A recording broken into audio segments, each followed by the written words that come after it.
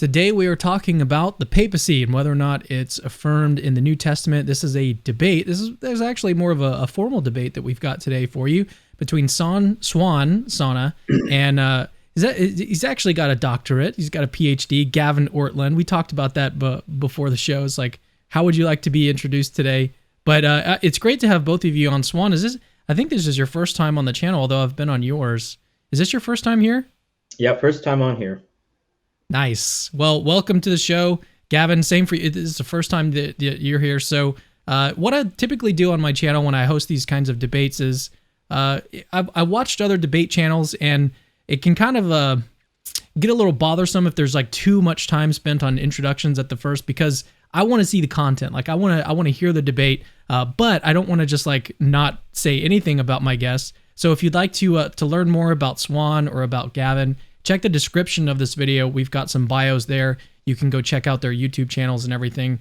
But let's just jump directly into the debate today. So we've got, again, this is a formal debate. So we've got openings, we've got rebuttals, cross-exam, closings, and Q&A. The openings are 18 minutes long. Rebuttals are 7 minutes. Cross-exam, we've got 15 minutes on both sides. Closings for 5 minutes, and then we'll spend about 30 minutes on Q&A. And I've got a little timer all set for each section, and yeah, that's pretty much it. We've got a really fun, cool show today. It's not going to be there's not going to be a whole lot of fireworks. At least I'm not anticipating any fireworks, although there might be some as the show goes on. We'll see. But thank you for joining me today, and why don't we just go ahead and get started? So, Suan is actually the affirmative here. He does believe that the papacy is affirmed in the New Testament. So he's going to go first. He's got 18 minutes to give his opening statement. Let me go ahead and get the timer up here. And so Suan, whenever you're ready, take it away. I'll start my timer. Yeah, let me just quickly say thank you to Cameron and Gavin for having this debate. And Gavin, I think every single Catholic apologist who has commented on your work has noted how sincere and humble you are. And so I'm very honored to be in this debate with you. So Gavin, thank you so much. Thank you, Suan. I feel the same way. All right. Well, Cameron, I'm ready to get started. All right. So let me just, whenever you start talking, I'll start the timer. All right. I'm going to argue that Christ established a successional Roman Petrine ministry that is supreme and infallible. My principal texts are Matthew 16:18-19 and Isaiah 22:22. Jesus says in Matthew, "And I also say to you that you are Peter, and upon this rock I will build my church, and the gates of Hades will not overpower it. I will give you the keys of the kingdom of heaven, and whatever you bind on earth shall have been bound in heaven, and whatever you loose on earth shall have been loosed in heaven." We read in Isaiah 22:22, "Then I will put the key of the house of David on his shoulder. When he opens, no one will shut. When he shuts, no one will open." I will defend my thesis in this order. First, describing the Petrine ministry, defending infallibility, then supremacy, succession, and Rome. First, the Petrine ministry. Here I will provide 10 reasons for affirming that Matthew 16 and Isaiah 22 are typological parallels. First, both passages have a similar structure. God gives the keys of a kingdom to a servant, and the servant's exercise of their authority is definitive. Second, both share the theme of corruption to purity. In Isaiah 22:15-16, Shebna was a corrupt prime minister who defied God by picking a tomb where the Lord did not approve. God then takes Shebna's key over the house of David and gives it to Eliakim. Anthony J. Soderini in the Erdman's commentary on the Bible writes, quote, "Caesarea Philippi had a shrine, literally a rock, dedicated to the Greek god Pan, and had been rebuilt by Herod the Great's son Philip as a Hellenistic city dedicated to Caesar Augustus." Remember that Matthew tells us in verse 13 that Peter's confession takes place in Caesarea Philippi. Jesus, in effect, is building his community on a new rock that will triumph over the corrupt pagan rock. 3. Both passages occur under similar contexts. Peter and Eliakim received their keys before the fall of Jerusalem in their respective times. To quote the NRSV HarperCollins Study Bible, quote, "Shebna's office is promised to Eliakim, who apparently replaced Shebna before the siege of Jerusalem." Isaiah 36:3, 2 Kings 18:18. Reason number 4. Both Peter and Eliakim are likened to objects. Eliakim is a firm but collapsible peg, Isaiah 22:23-35, whereas Peter is the rock of Matthew 16:18.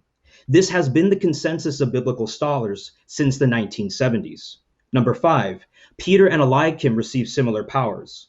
Among other things, the power to open and shut is the power to decide who may enter the royal palace. Quote, the power of the key of the Davidic kingdom is the power to open and to shut, i.e., the prime minister's power to allow or refuse entrance to the palace, which involves access to the king.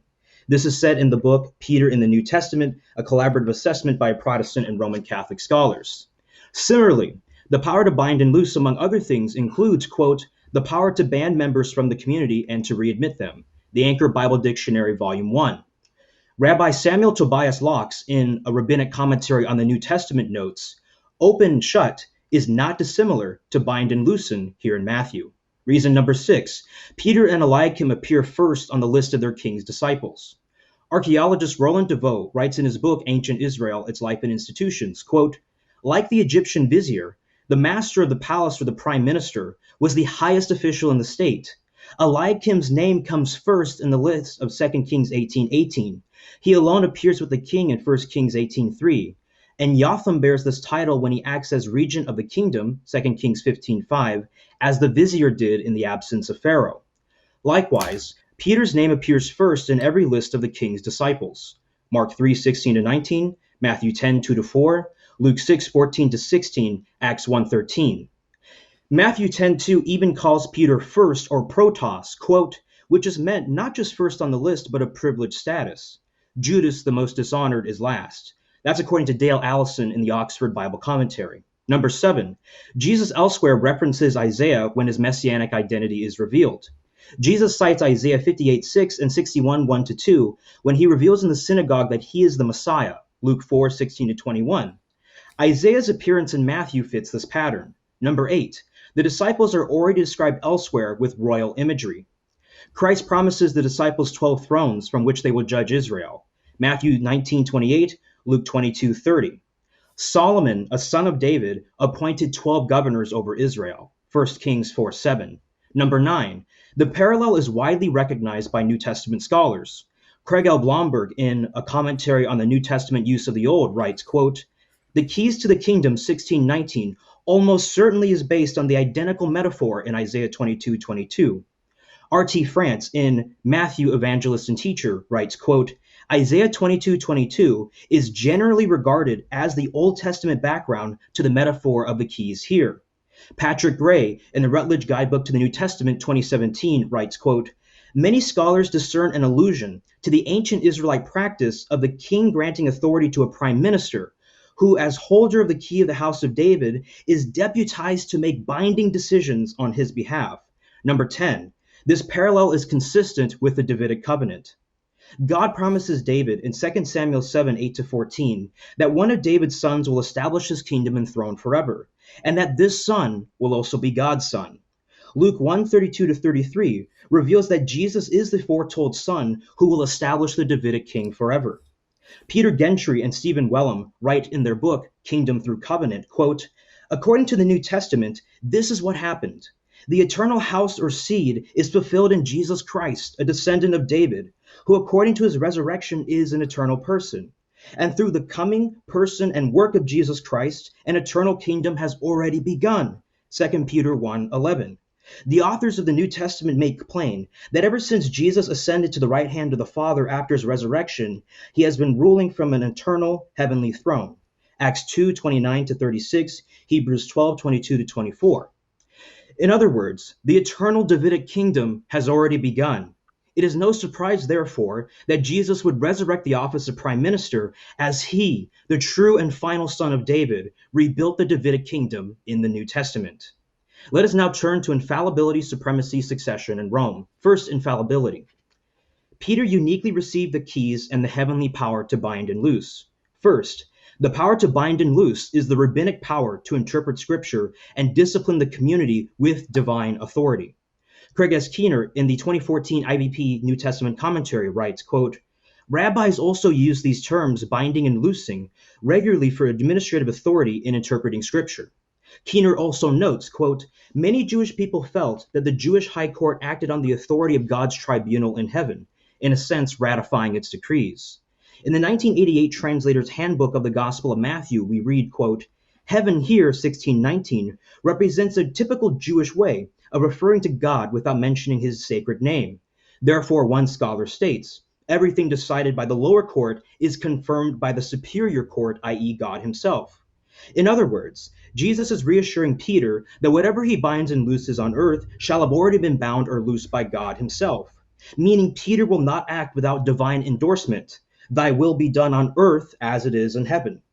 D.A. Carson, in the Expositor's Bible Commentary on Matthew, writes, quote, but if it is translated as the future perfect shall have been bound, the passage could be taken to support the notion that the disciple Peter must therefore enjoy infallible communication from God in every question of binding and loosing.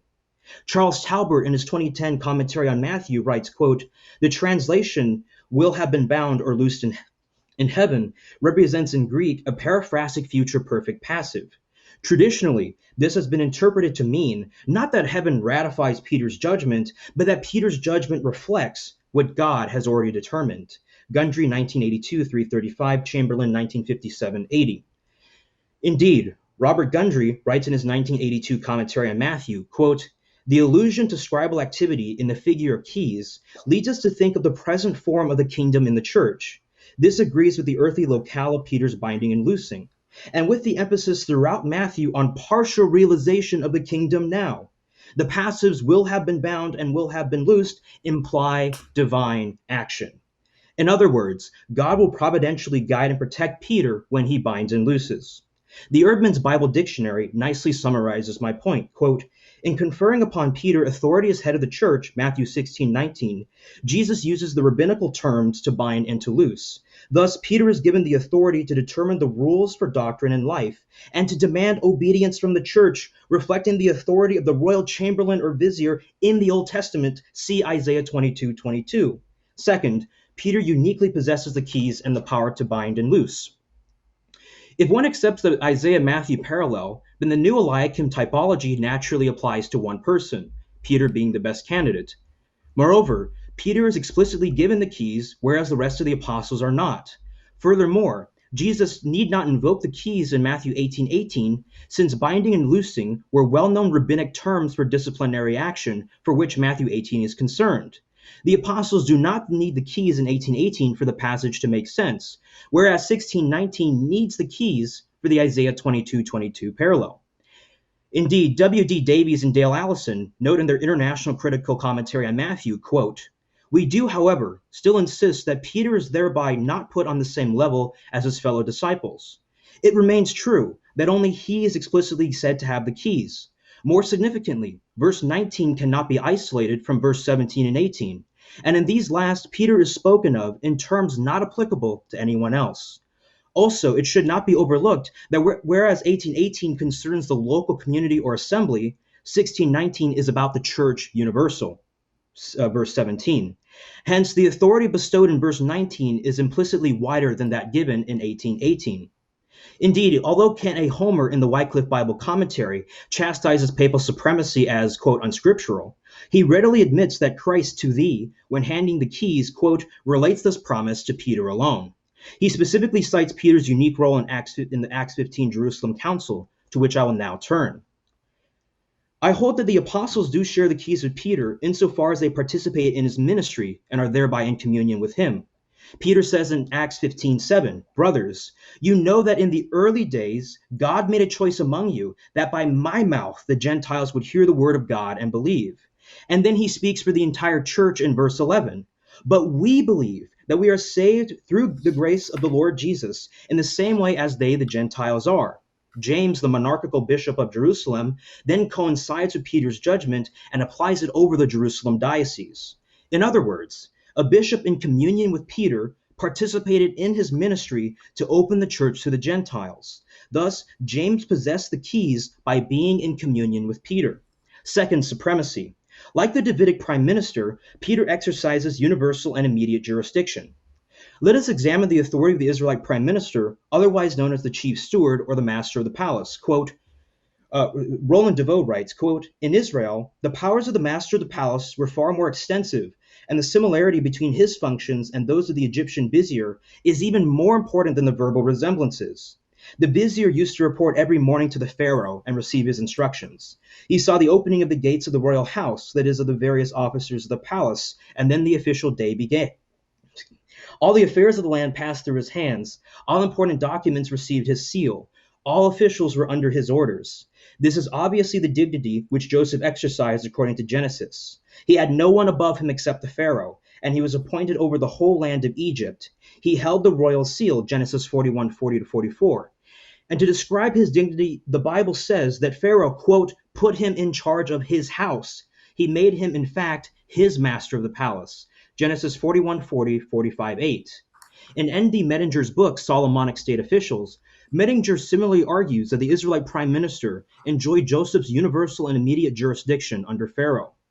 And although she rejects the parallel with Joseph, Nilly Sasher Fox, in her book In the Service of the King, does not question that the chief steward was the highest official under the king in ancient Israel, and, quote, the jurisdiction of this official in Israel and elsewhere could cross administrative divisions when deemed appropriate. Although the usual jurisdiction of the steward was over the king's royal estates and properties, his authority could in principle be extended over the military, foreign affairs, agrarian policy, or the entire kingdom as its regent when deemed necessary. Now to the New Testament. Peter's binding and loosing authority receives immediate divine ratification and affects the entire church in Acts chapter 5, verse 1 to 16, the rebuke of Ananias and Sapphira. In the book Hard Sayings of the Bible, it is noted that, quote, binding and loosing were idiomatic expressions in rabbinical Judaism to note the promulgation of rulings, either forbidding or allowing various kinds of activity. Where church discipline is in view, Peter's verbal rebuke of Ananias and Sapphira received drastic ratification from heaven. In both situations, Ananias and Sapphira are struck dead after Peter rebukes them for defying an apostolic command. This is only one of two times in the New Testament that God kills someone. The other time is Acts 12:23. It says in verse 5, quote, great fear came over all who heard about it. And in verse 11, great fear came over the whole church and all who heard about these things. Verse 15 notes that the reputation of Peter and the apostles grew to the point that, quote, the people even carried the sick out into the streets and laid them on cots and pallets, so that when Peter came by, at least his shadow might fall on any of them. Third, succession. Like the Davidic prime minister, the apostolic office of Peter is successional. First, the office of Davidic prime minister is intrinsically successional. Before Eliakim, there were Shebna, Obadiah, 1 Kings 18:3-6, Azra 16:9, and Jotham 15:5, and Ahishar 4:6. Furthermore, the rabbinic power to bind and loose can be passed to successors. Alfred Edersheim, in The Life and Times of Jesus the Messiah, writes, quote, the judges of all these courts, the great Sanhedrin and lower tribunals, were equally set apart by ordination, samaka, originally that of the laying on of hands. Ordination was conferred by three, of whom one at least must have himself been ordained and able to trace his ordination through Joshua and to Moses. The Oxford Dictionary of the Jewish Religion writes, quote, Jewish tradition accepts that the ordination conferred upon Joshua from Moses was in turn transferred by him to his successor and so on in an unbroken chain throughout the centuries up to the period of the Second Temple or the context of the New Testament. Moreover, numerous rabbinic sources reveal that the laying on of hands fully bestows the power to bind and loose his successors. Thus, Peter could very well have passed his unique binding and loosing power through the laying on of hands, as the apostle did with their successors. And here I want to emphasize then that a lot of people will argue that when St. Irenaeus and other church fathers, still within living memory, mention the succession of the apostles, they're inventing this in order to counteract the Gnostics, or they're inventing this to up their own authority. But in fact, based on the first century Jewish practices, tracing ordination for a valid ministry was already a practice that was done in the New Testament era. And moreover, the rabbis used the laying on of hands to ordain priests and ministers. What do we see in the New Testament? The laying on of hands. Indeed, on my own Medium blog and public research, I've noted 10 other parallels between the apostles and the rabbis, indicating that Jesus and the apostles modeled the New Testament church after the Jewish legal structures of their time. And in fact, this is not even a terribly new or provocative statement. It's been known by New Testament scholars. See the book Visions of the Church, edited by Marcus Bachmiel. Fourth and finally, Rome.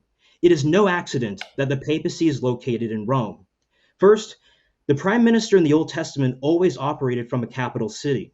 Neely Stasher Fox writes, quote, "The bearer of the royal as opposed to private title is always attested in the biblical text in connection with a king or capital city. Second, the Messiah was specifically expected to conquer Rome. Roger David Oss notes in his 2013 book on John 21:15-19 that the Jews believe that the Messiah, quote, will redeem his people from subjugation to the last of the four kingdoms, Rome. I would argue that not only did Jesus conquer Rome, but he placed his prime minister there. And that's why I'm Roman Catholic." Look at that on the very last second. But I was thinking, Suan, what do you guys both think about offering your opening statements as like, maybe we could put them in a Google document or something and share it in one of the comments for people to read through? Yeah, I love that kind of transparency. Yeah. I'd be happy Gavin, to do cool. that, sure. Awesome. All right, so we'll do that after the debate. Two things before we pass it over to Gavin. So first thing is that a lot of people in the comments have been talking about lag and buffering. But what we've seen is that if you just pause the video for just a moment and you just play it instead of watching it live, that seems to be fixing the issue. I think it's a YouTube related thing. So just pause the video, play it back. You should be good to go. And then keep in mind that we are going to do some cross-examination. So we've got 18-minute openings that we just got through with Swan's, rebuttals for 7 minutes, and then we're going to get to some cross-exams. So you definitely want to stick around, and then Q&A a little bit later on. So definitely stick around. All right, so Gavin, whenever you're ready, I'm going to go ahead and I've reset my timer, and when you start talking, I'll push play. Okay, let me state my gratitude for this debate. I really like Suan. He's got very interesting arguments. And for Roman Catholic viewers, let me express my love and my goodwill and just say that my arguments are coming from a sincere concern for the truth. Now, Suan's definition of the papacy listed 3 words that I want to isolate: succession, supremacy, and infallibility. And I think we'll need to flesh those terms out a bit, and I'll do that here and there with reference to the claims of Vatican I. But just to state my main contention up front, to affirm the proposition of this debate, we would need all 3 of those characteristics of a Petrine ministry affirmed in the New Testament. I'm going to argue that none of those are affirmed in the New Testament. Now, it is certainly true that in the Gospels, Peter often functions as a leader. My camera will come right back. Leader, representative, and spokesperson among the apostles. Similarly, James and John are often singled out as kind of an inner 3. But the question is whether the New Testament portrays Peter as over the other apostles in the way envisaged at Vatican I. Vatican I defines papal supremacy as, quote, a full and supreme power of jurisdiction over the whole church. It claims that the rest of the church, both collectively and individually, must submit to this power by the duty of hierarchical subordination and true obedience. Now, before we get to the New Testament itself, it's just worth noting that the church fathers generally did not see Peter like that. They generally saw Peter as more of a first among equals. Cyprian put it like this, quote, "The remaining apostles were necessarily also that which Peter was, endowed with an equal partnership, both in honor and of power." End quote. Isidore of Seville put it like this: "The other apostles also became equal sharers with Peter in honor and authority." End quote. I could give quote after quote from the church fathers like this. The church fathers also, almost with consensus, I think, taught that the keys of Matthew 16 were given to all the apostles. Here's how St. Augustine put it, quote, "Did Peter receive the keys and Paul not receive them? Did Peter receive them and James and John and the other apostles not receive them? What was given to Peter was given to the whole church," end quote. I could, again, stack up lots of quotes like that. Why did the church fathers say that? I submit because they were reading the New Testament in its entirety. So if you read Matthew 16 and you keep going, you get to Matthew 18, 2 chapters later, where you have the same verb tense, future perfect passive, the same responsibility binding and loosing on earth and heaven, and it's given to all of the disciples. And throughout the New Testament, you consistently see that the authority given to govern the church is given to the apostles conjointly. John 20:23, for example. If you want to get the idea that Peter is like the top guy in a hierarchy, like what is envisioned in Vatican I, we simply look in vain throughout the New Testament. Peter never refers to himself like that. He never calls himself the pastor of the church or anything like that. In his epistles, he refers to himself as an apostle and fellow elder. No one else calls Peter that. As you look at Paul describing the lead apostles in Galatians 2:8, you've got two parallel apostles, Paul and Peter. You've got the three pillars in Galatians 2:9, Peter, James, and John. We've simply got no verse anywhere that ever says Peter is in authority over the other apostles or over the whole church, nor is that how we see Peter functioning. There's lots of ways that imply that. You can see Peter sent by other apostles in Acts 11, or Acts 8, excuse me. You can see Peter rebuked by other apostles in Galatians 2. No one knows who the greatest apostle is, so they're arguing about that in Luke 12. But the way that I think that becomes concrete and clear is in Acts chapter 15, and I'll say more in my rebuttal about Suan's comments on that passage. Here you've got the great doctrinal crisis of the first century. If there's ever a time for an infallible dogma, it's here. But it's the church coming together. Peter speaks, Paul and Barnabas speak, and then James makes the summative and specific decision in verse 19 with the words, "Therefore it is my judgment." If Peter possessed a full and supreme power of jurisdiction over the whole church, if Peter can speak infallibly, why doesn't he ever do that here or in any other passage? What would be the point of giving him supremacy and infallibility only for those capacities never to be exercised? Then we get to succession. And succession is hard to argue against because there aren't even any potential texts. The idea of a Petrine ministry that is handed off by succession of office to Roman bishops or anyone else is entirely unanticipated in the New Testament. Peter was an apostle. The office of apostleship was redemptive, historically unique. The apostles were eyewitnesses of the risen Christ. In Ephesians 2, the apostles are part of the foundation on which the church is built. If you want to posit the succession of some kind of apostolic authority to a non-apostle, we need some kind of proof for that. We're told in the New Testament in great detail about the offices of the church. We're given multiple qualifications lists. We're given great detail about how these offices are to function in passages like Ephesians 4 and throughout the pastoral epistles, 1 Corinthians 12:28 and following, many other passages. The idea of an ongoing Petrine ministry or an office that we call the papacy is simply never mentioned within the New Testament.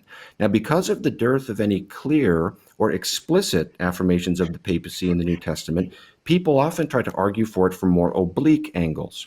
So people argue from John 21, where Jesus says to Peter, "Feed my sheep." The problem here is that there's nothing in this text that would get you to succession, supremacy, or infallibility, any more than Paul saying he has a care for all the churches in 2 Corinthians 11:28 means he had supremacy over the church. John 21 maybe could be supremacy if Jesus said something like, "Feed my sheep as my vicar over the church," or something like that. He simply says, "Feed my sheep." Feeding sheep is something all the apostles do. It's something Peter enjoins elders to do in 1 Peter 5:1-2.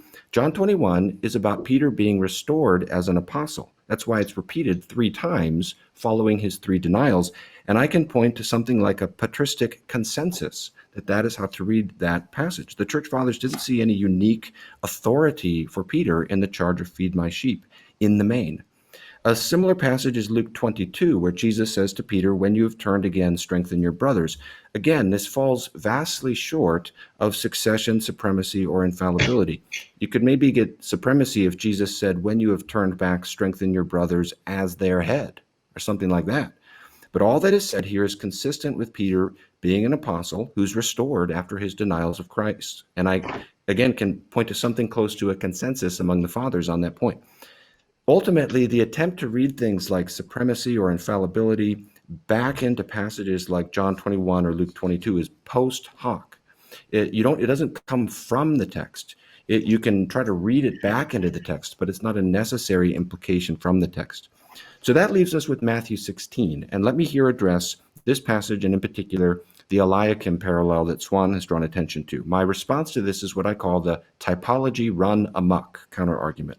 I think the typology has run amok here. Something similar happens with the Marian dogmas, in my opinion, where because we don't have a clear articulation of the Immaculate Conception or the bodily assumption of Mary, people try to derive it from the typology with Eve. They say Mary is the new Eve, and then they work these dogmas out of that typology. And there's a similar dynamic with the papacy. There's a number of problems here. First, we need clear parameters on what is typology specifically, versus a more general intertextuality of some kind. The claim is being made that we have typology, but in many cases it's based on textual allusions, which are not sufficient to establish a specific type-antitype relationship. I notice the timer has stopped. Do you want me to pause, or is the time still going? That's super strange. I didn't even notice. I guess I get 18 more minutes, right? Yeah, we right. should just start over, shouldn't we? Here, let me. It was I can somewhere- actually. I can go in and reset it. Do you remember Wait, what we were at? Yeah, I don't remember what we were at. I don't know exactly, and I don't want to cheat. It was somewhere around like 9 or 9:30, I think. But Okay. I've How about we timed this put- out in advance to be about 18, so I can just try to read it quickly and not. I don't want to cheat on my time. Okay, I'll just get rid of it, and then when you finish, we'll just do that. Okay, I'll go fast. Swan, I hope I don't go longer than you went. Someone in Okay. the comments will be sure to point it out if I do. Okay, what I was saying is that there's a difference between typology and textual allusion more generally. And the mere presence of textual allusion doesn't establish a specifically type-antitype relationship. I think there's textual allusion to Isaiah 22 in many passages. Luke 11:52, Revelation 3:7, Matthew 18. But we need more to get to the idea of Peter as a new Eliakim, especially when in light of all that's worked out of the typology. But let's assume that it is typology, just for the sake of this debate. There's 4 ways that the typology runs amok. Number 1, the movement from type to antitype is uncontrolled. Who decides what aspects of Eliakim's office to apply to Peter's? On what basis do we include the opening and shutting of verse 22, but exclude Eliakim's fate to be cut down and fall in verse 25? The whole climactic point of Isaiah 22 is Eliakim will be cut down and fall. There's an arbitrariness here in which parts of the type we pull out and apply to the antitype. And there's all kinds of differences between type and antitype that get downplayed in these arguments. For example, Eliakim's office was not a pastoral office. It was more of an executive office. Number 2, the typology runs amok because it is applied selectively to the relevant New Testament passages. Why only apply the typology of Isaiah 22 to Matthew 16 and not to the binding and loosing of Matthew 18, the opening and shutting of Revelation 3:7, and the key of Luke 11:52? Take Revelation 3:7, for example. Here Jesus is described as one who, quote, has the key of David and who opens and no one will shut, who shuts and no one will open. Now, this text is a better parallel with Isaiah 22. You've got a singular key, whereas Matthew 16 changes it to plural keys, and you've got the same vocabulary, opening and shutting, rather than binding and loosing. So, if Matthew 16 is typology and not just textual allusion, why isn't Revelation 3:7? If we say Peter's the new Eliakim, why don't we say Jesus is the new Eliakim? The third way the typology runs amok is a lot of the particular connections employed to establish the typology just seem like a stretch. The idea that both of these things happened before the fall of Jerusalem, lots of the other types, and then there's all these other sorts of typology that get combined. So you've got, Peter's also the new Joshua. And then there's also comparisons made with David and with Moses, and then also with Abraham, and then also with the priesthood. And what you ultimately end up with is this kind of confused mishmash of all these different Old Testament offices, some of which are closer to the papacy, others of which are further, but none of which individually, nor all of which cumulatively, actually get you to succession, supremacy, or infallibility. The fourth way the typology runs amok is, by my lights, not a single person in the entire first millennium of the church made this argument. It's often claimed that some of the Syriac fathers did so, but all I can find is 2 statements, one from Alfrahat, one from Ephraim, neither of which actually argue for a typology with Eliakim. They're talking about the monarchy more generally. So if this is a valid typology, why did no one, or almost no one, I'll be curious if there is anybody I'm not aware of, recognize it for the vast majority of church history? Here's a test by which we can discern the tendentious nature of these typological arguments. If you gave 100 people who did not already have the dogma in mind the texts in question, how many could plausibly be taken to arrive upon the dogma from the texts? I don't mean to put this too strong, forgive me if it gives annoyance, but I'd be surprised if 1 out of 100 came to the dogma from the texts. unless they already had it in mind. So I think the typology just runs amok. It's a mess. Now, beyond all of that, there's another problem. Even if you allowed the typology to be given full flexibility, you affirmed it and allowed it to do the maximum it can do, it still doesn't arrive upon infallibility, supremacy, or succession. First of all, the office of Eliakim, prior to Eliakim, there's three individuals, Ahisha, Azra, Jotham. For Jotham, it's 2 Kings 15:5, not 1 Kings. Now, Joseph is in Egypt. He's a different country, 1,000 years earlier, and he's appointed to that office specifically for his skills and his dream interpretations and so forth. So I don't think we should just assume that Joseph's office is the same as Eliakim's. Why should Egypt function like Israel 1,000 years earlier?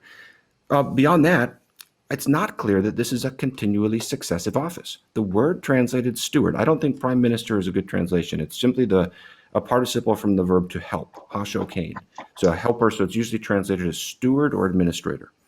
Now, that word is nowhere else used in the Hebrew Bible outside of Isaiah 22. We have these three other individuals prior to Eliakim who are said to be over the royal house, but it's not clear whether or not that's a continually successive office. But what's really unthinkable, I think, is to associate this office with anything in the ballpark of infallibility or supremacy. I have lots to say about this, but I don't want to go over my time, so I'll just say, to sum up, we don't see this office. I mean, we know almost nothing about it outside of Isaiah 22. You get oblique references here and there. There's nothing like supremacy or infallibility being employed by the holders of this office. To see this as a typical precursor to the gargantuan authority envisaged at Vatican I is about as lopsided and underwhelming a parallel as you can imagine. So let me just say one other thing. That's all about Eliakim. I'll finish with this. I think the same problem of typology run amok applies to some other aspects of the typology. For example, the rabbinic typology. Okay, the Sanhedrin was not perceived as infallible. It was not. The halakhic traditions of the Sanhedrin were not regarded as infallible. There's a whole tractate in the Talmud that provides detailed instruction for what you do when the Sanhedrin offers an erroneous ruling. Anybody can go read this online. Just go to the Mishnah and go to the last tractate of the Mishnah called the Horayot, the first chapter, the first sentence, and it says, if the court issues an erroneous ruling in this way, here's what you do. It has a section on if the court realizes that itself has issued an erroneous ruling. And then and it bases that on Leviticus 4:13, which envisages that, and it tells you what kind of sacrifices to make when the court makes these various different kinds of erroneous rulings. And I can unpack that further, but just to finish off, this is an example of the typology run amok, where these significant differences from type to antitype get downplayed. There's nothing comparable to an infallible teaching office with one guy at a hierarchical top in the Old Testament. The papacy is not like the Sanhedrin. It is an innovation within redemptive history. So I would say in conclusion, there's no clear articulation of a Petrine office that has succession, supremacy, or infallibility in the New Testament. And the more oblique efforts to establish that from typology are riddled with problems. Therefore, it follows that the papacy is not affirmed by the New Testament. I hope that was less than 18 minutes. We have no way of knowing, don't we? Well, first of all, I'm getting some echo. I think it's from, I hear echo. It might be from you, Gavin, because you're not using headphones. It seems to have gone away. So what I wanted to just make note of is that in the live chat, people are saying that there was like a big skip that happened between like minute 17 and minute 10 of your opening statement, Gavin. So I just wanted to let everyone know that worst case scenario, I'm recording all of this locally to my computer so I can upload everything after the fact if for some reason YouTube doesn't have that information, which I think it does. There's just been some issues today with streaming. So, but that's worst case scenario. I'll just upload the video in full afterwards so you guys can watch it there. So, all right, let's turn to rebuttals. We've got 7 minutes from Suan, 7 minutes from Gavin, and then we'll move to some cross-exam. So hopefully my software doesn't glitch out when we're doing this timer here, and I'll just keep a more watchful eye on it this time. So Suan, when you're ready, I'll go ahead and start the timer. All right. Well, let me begin by thanking Gavin for his rebuttal. And yeah, I really enjoyed that. He seems to have a familiarity with the sources. And so let me begin by reiterating what I argued. So I argued that Christ established a successional Roman Petrine ministry that is supreme and infallible. Now, the first thing I did was I defended the Matthew 16:19, Isaiah 22:22 parallel. With respect to this, Dr. Ortlund argues that typology has gone amok with these particular cases, and he tries to use the typology between Mary and the new Eve. Now, the first thing I want to say here is that one, other Protestant New Testament scholars recognize that there is a typology established between Mary and the new Eve. So, for instance, Margaret Baker emphasizes that we shouldn't downplay how even the early church, with the consensus, recognized that Mary had a special role, not just as a kind of favored woman, but something greater as the new Eve. And so, if Dr. Ortlund will use the consensus of the fathers, then I can use it right back to defend other Roman Catholic doctrines. But I don't think that we should just have this debate settle on just consensus, but also we should look at the scripture itself. And so the other thing I want to look at is I gave 10 reasons why this typology is valid. I mentioned the structure, the themes that were there in play, the surrounding context of of Jerusalem. I mentioned how Peter and Eliakim are both compared to objects. They receive similar powers. They are first on the list of their king's disciples. We see Isaiah used often when the messianic identity of Jesus is revealed. The disciples elsewhere have royal imagery. And Dr. Ortlund didn't even address the scholars who agree that there is a typological parallel here. I didn't cite, low-hitting scholars, but people like Craig O. Blomberg, R.T. France, and even Patrick Gray reiterating in 2017 that this consensus of sorts has remained. Now, of course, the consensus alone is not enough to establish the typology, but it is part of the evidence, I will admit that. And then finally, I mentioned the Davidic covenant, where it seems as if this typology has a solid messianic basis. Some typologies will draw things out of thin air or have no basis in orthodoxy. But what can be more orthodox than the Davidic kingship of Christ, the messianic identity of the Lord himself? And the fact is that Jesus, as the son of David, is destined to rebuild the Davidic monarchy. So I don't understand how the typology goes amok there. But specifically, Dr. Ortlund mentions four different breaks between the symmetry. So first, he mentions the distinction between peg and rock. Now, the reason why this is not a good argument against the arguments that I've given is because in Jewish tradition, rocks are associated with everlasting, reliable foundations. For instance, Rabbi Herbert Batzer and Marcia Cohen, in their book, The Gospel of Matthew and Judaic Traditions, they mention the fact that when rocks are used in Jewish literature, they're used to convey everlasting, reliable foundations. Whereas Eliakim is compared to a peg, Peter is compared to a rock. We have an non-ad hoc symmetry breaker here. For instance, in the Yalkut Shimoni, a midrash that was written by the Jewish rabbis, they mentioned the fact that at the beginning of the world, God was looking for reliable soil, and then he found Abraham and he chose him to be the rock on which he would build Israel. This type of argument has also been used by other scholars like Charles Talbert, David Bivin, to point out that Peter's status here is unique and that Peter indeed is the rock of Matthew 16:18. Gavin also argued that this passage is not pastoral. The office that is mentioned here is not pastoral.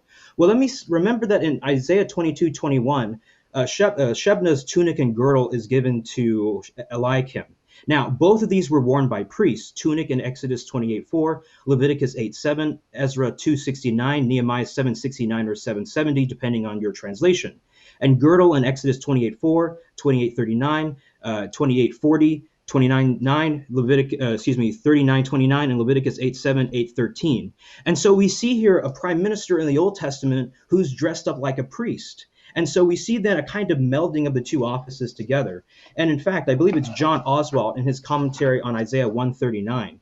He says that we should not consider this as the prime minister usurping the role of the priests, but rather the priests and the prime ministers wear the same thing. In fact, it says here on his commentary on Isaiah 139, quote, Eliakim will wear the badges of honor and carry out the functions assigned to him. Evidently, the prime minister, at least, and perhaps other high officials, wore special uniforms. The terms used here for robes and sash appear elsewhere only for garb worn by priests. When it comes to whether or not this dogma would be in mind if anybody else picked up, or actually, let me go back. So he also mentions 18:18 in Revelation 3:7. So when it comes to Matthew 18:18, I've already responded to that with W.D. Davies and Dale Allison's argument. And so I'll wait to hear a response from Gavin. When it comes to Revelation 3:7, remember the key of the house of David It belongs to the house of David, and the person who occupies the house of David is the Son. And so I see no problem here with both Peter and Jesus possessing the keys to the kingdom. But moreover, D.A. Carson points out that with typologies, it's not always strictly, oh, only one person can have the type but not the other. It's possible to say both Jesus and Peter have the type. It's possible to say that Peter and Abraham are types and that, we have other typological figures together. So D.A. Carson in the Expositor's Bible Commentary on Matthew writes here, quote, referring to at least 16:18. Here, Jesus builds his church. In 1 Corinthians 3:10, Paul is an expert builder. In 1 Corinthians 3:11, Jesus is the church's foundation. In Ephesians 2:19-20, the apostles and prophets are the foundation, and Jesus is the cornerstone. Here, Peter has the keys. In Revelation 1:18-7, Jesus has the keys. In John 9:5, Jesus is the light of the world. In Matthew 5:14, his disciples are. None of these pairs threaten Jesus' uniqueness. They simply show how metaphors must be interpreted primarily with reference to their immediate context. And so don't take it from me, take it from the leading Protestant New Testament scholar D.A. Carson, that typologies can refer to multiple persons. And the last thing that I kind of want to address by the time that I have left is with Horayot. And so Horayot is a tractate in the Mishnah that deals with when the Sanhedrin makes an error. The first thing I want to point out is that it appears as if Dr. Ortlund might not dispute the fact that binding and loosing do refer to the rabbinic power to interpret scripture and discipline the community, that clearly these rabbinic terms were used in the New Testament. When we look at multiple rabbinic commentaries, and you can find this on the website Sepharia, different rabbis give explanations for what actually constitutes an error.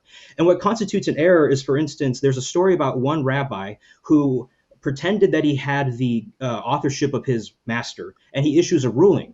But the ruling was technically invalid and not a proper use of his authority. And so in that sense, it's erroneous, but in principle, it's not even a valid rabbinic ruling in the first place. And so Horayot can be interpreted in that sense. And so I would argue here that whatever is bound on earth shall be bound and backed by God. Okay, so we're going to turn it over to Gavin now, and you've got 7 minutes for your first rebuttal. After this, again, we're moving to cross-exam for 15 minutes each, and then closings, and then Q&A. So whenever you're ready, I'll start the timer. Okay, thank you, Suan. Suan is a fantastic debater, so I respect you and appreciate you, Suan. A couple of things. First, I think there's still a confusion of typology and intertextuality more generally. So typology and illusion are not the same. There's not a consensus of scholarship on typology.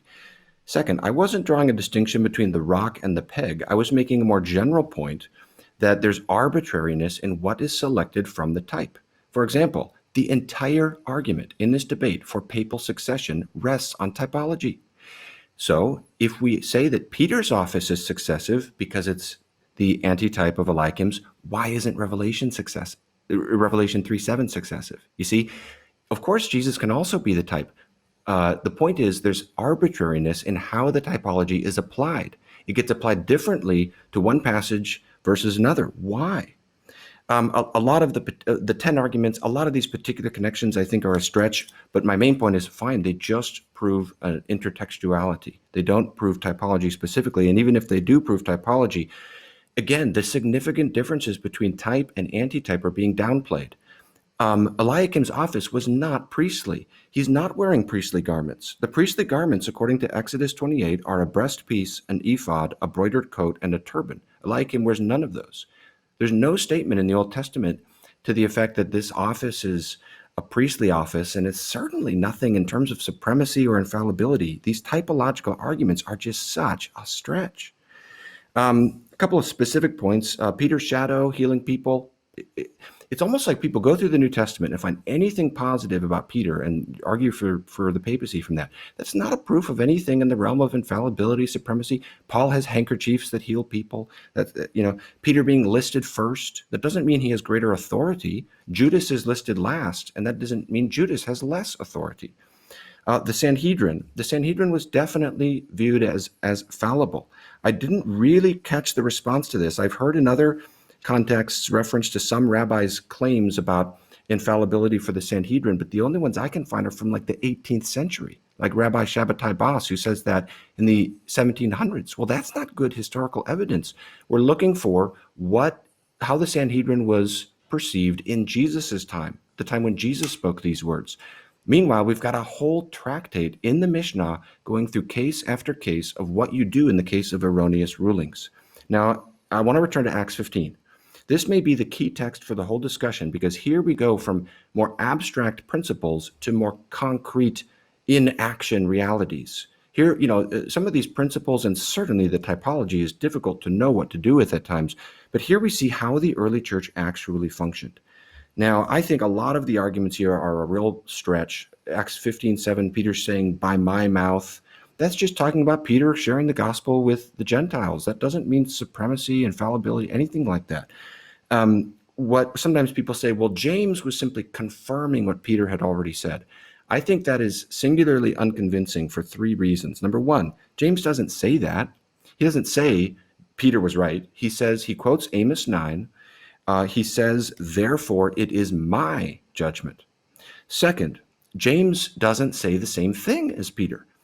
Peter offers a general principle about God accepting Gentiles. Paul and Barnabas narrate that principle in their ministry, and then James gives the specific proposal for what to do on the basis of that principle in verse 20, that the Gentiles should abstain from things polluted by idols, from sexual immorality, from what has been strangled, and from blood. That's James' proposal.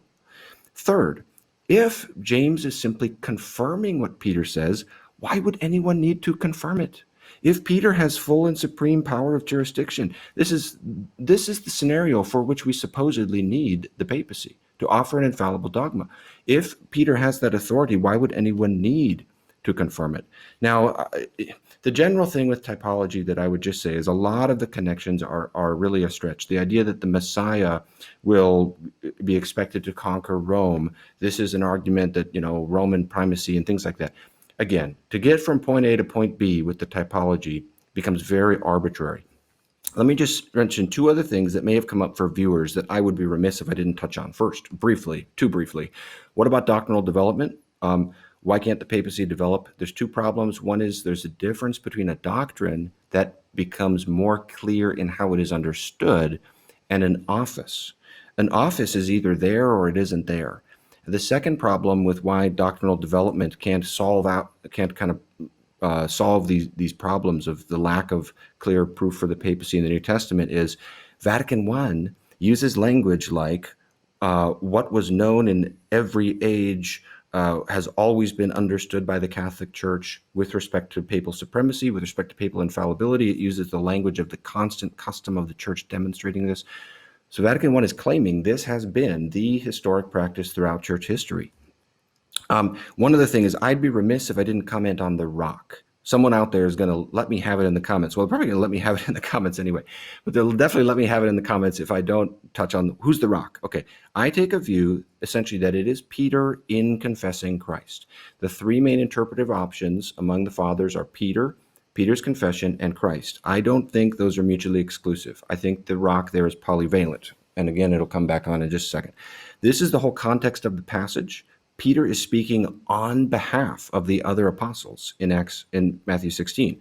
Jesus asks them, who do you, plural, say that I am? And then Peter responds. This is a view that's well represented by the fathers, that Peter is speaking as an apostle on behalf of the other apostles. And so Augustine's logic of the passage is basically like this. Christ is the rock. Peter confesses Christ. Therefore, Peter is the rock. So yes, Peter is the rock, but not Peter in the first line of an ongoing ecclesiastical office. Peter in his apostolic confession on behalf of the other apostles. That fits with Matthew 18. That fits with the rest of the New Testament. It fits with the identification of Christ as the rock on which the church is built in Ephesians 2:20, 1 Corinthians 10:4, 1 Peter 2:8, probably drawing from Psalm 118. The imagery of Ephesians 2 is good. Christ as the cornerstone, and then the apostles as the foundation. That's consistent with this understanding of Matthew 16, that it's Peter in his confession of Christ, again, speaking on behalf of the other apostles.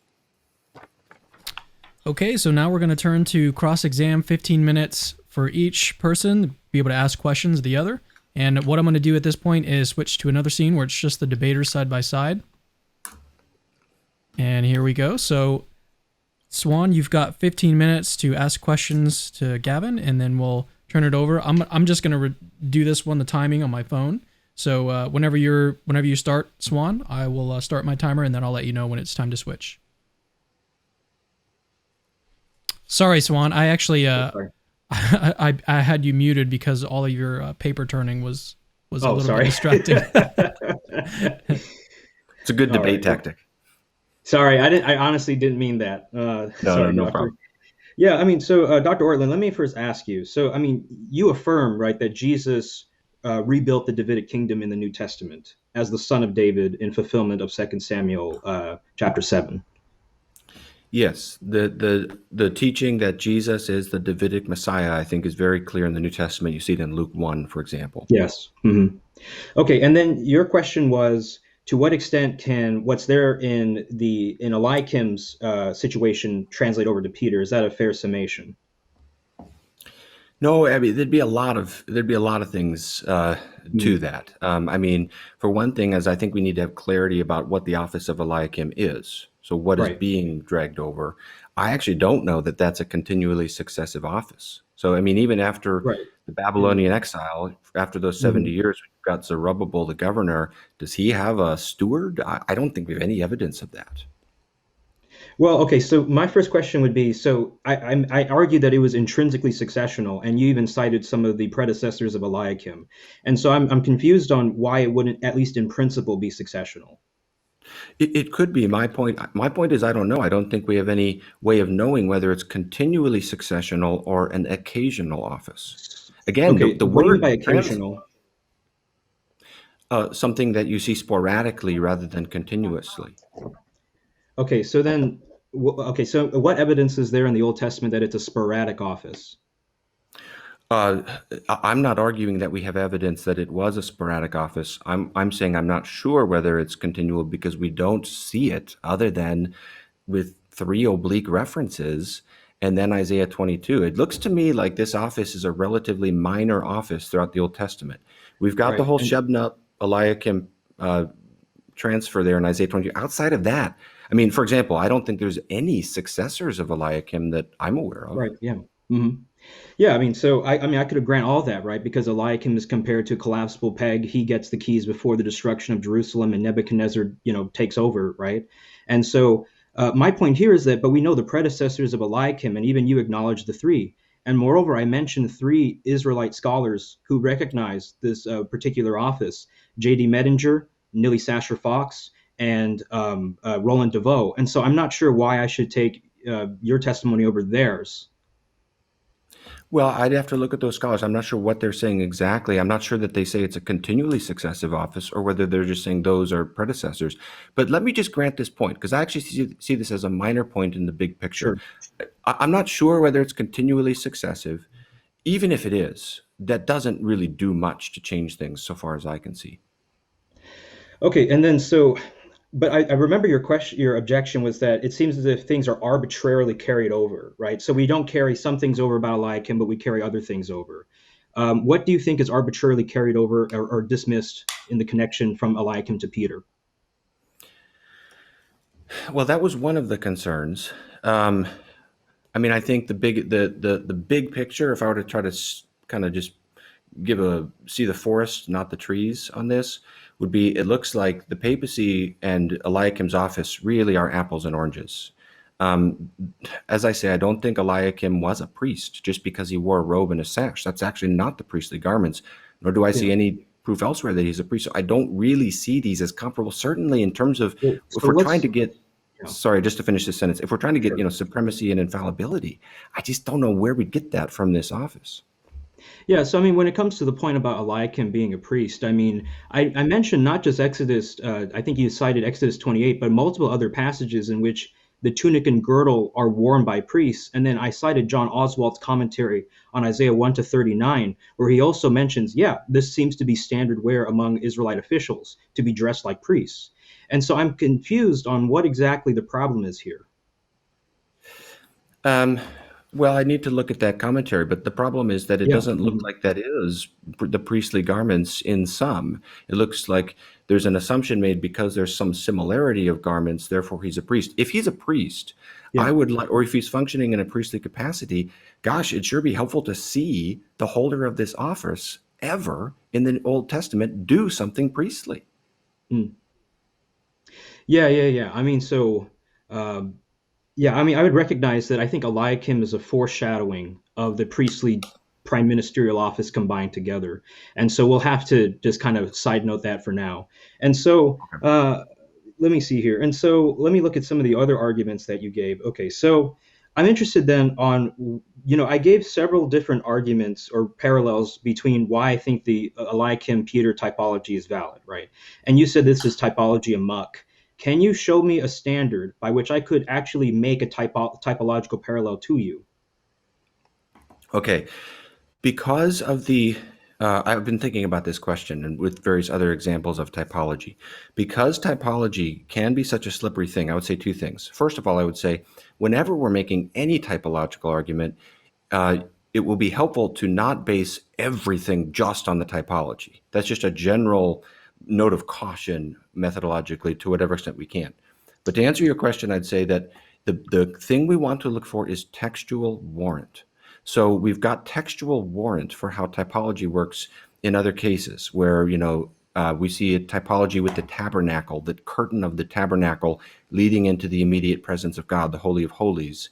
And this is explicitly identified as the body of Christ in Hebrews 10:19-21, which grants us access to the immediate presence of God, the holy places there. So we've got a textual warrant in the New Testament to make a typological connection here. Or we could think of the Adam Christ typology in 1 Corinthians 15 and Romans 5, where a lot is drawn out of that. But the Apostle Paul, he teaches us how to think in terms of that typology by what he says. Where I start to get nervous is when the typology starts, in my opinion, to run amok by going into places without a textual warrant. And all of a sudden we've got, this office is successive because this office was successive. But what about the other aspects of the office? Yeah, I mean, so Gavin, to what extent do you think that Jesus rebuilt the Davidic monarchy? I think that Jesus rebuilt. I like that verb, rebuilt. I think that that's true in that it is the fulfillment of the Davidic monarchy. It is not an exact replica, obviously. I mean, Jesus is not, sitting on a throne in Jerusalem specifically. So there are, of course, differences from type to antitype. But can we say that, all of the offices associated with the Davidic monarchy are now instantiated in some typological way in the New Covenant era? Well, I'm skeptical of that. But if we could, it seems to me that that would be an argument against the papacy, because as I said, I don't see the office of Eliakim I see it as a very underwhelming parallel for the significant authority invested in the Pope. Right. I mean, so then, there's several questions I could ask there. But for instance, number 8 of the 10 parallels I drew between Peter and Eliakim, one is that the apostles are given 12 thrones on which they can judge Israel in Matthew and Luke. And other biblical scholars have noted that under the kingdom of Solomon, he had 12 governors over all of Israel. And so it seems as if the Davidic typology appears elsewhere, especially with the apostles. And so, do you accept that that's a parallel there between the Davidic kingdom and Jesus's appointing of the 12 governors, or excuse me, the 12 disciples? Just refresh me on, I'm sorry, who appointed the 12 governors again? It's King Solomon, the son of David. Okay. Interesting. Yeah, well, there again, we touch into the areas where there's some moving and shifting with the typology, because now we're here with Solomon. I'm not sure whether it's a parallel. That would actually strike me as an example of where it can feel a little bit like a stretch, just because there's an appointment of 12 people to an office. But again, if that is a valid aspect of the typology, that would be fine with respect to my argument. Yeah. I don't deny that there's a general fulfillment of the Davidic monarchy in the era of Christ. Sorry. Do you accept that the 12 disciples mirror the 12 tribes of Israel? Yes, I think we have a textual warrant for that in the New Testament. Okay, good. So then, so is the standard then that you always need an explicit textual warrant for a valid typology?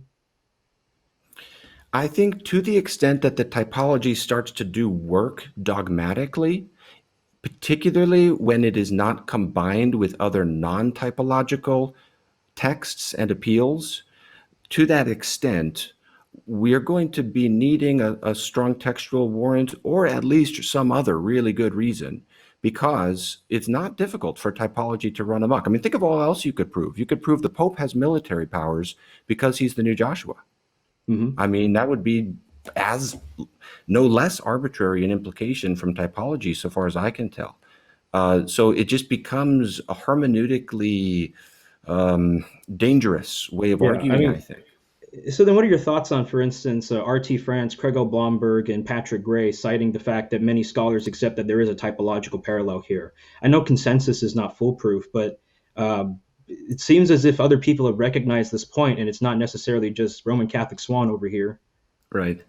No, no, and I think your approach of Isaiah 22 is very interesting, and I think it is right. I think you are right that there's intertextuality, and that the rabbinic language of binding and loosing was general first century current language currency Mhm. for making authoritative decisions, what you permit and what you forbid. So I'm not a problem with that. I don't know that those scholars are talking about typology. When I heard the quotes you read, some of them sounded like they were talking about textual allusion. Textual allusion is not necessarily typology. So I'm not sure there is a consensus about typology.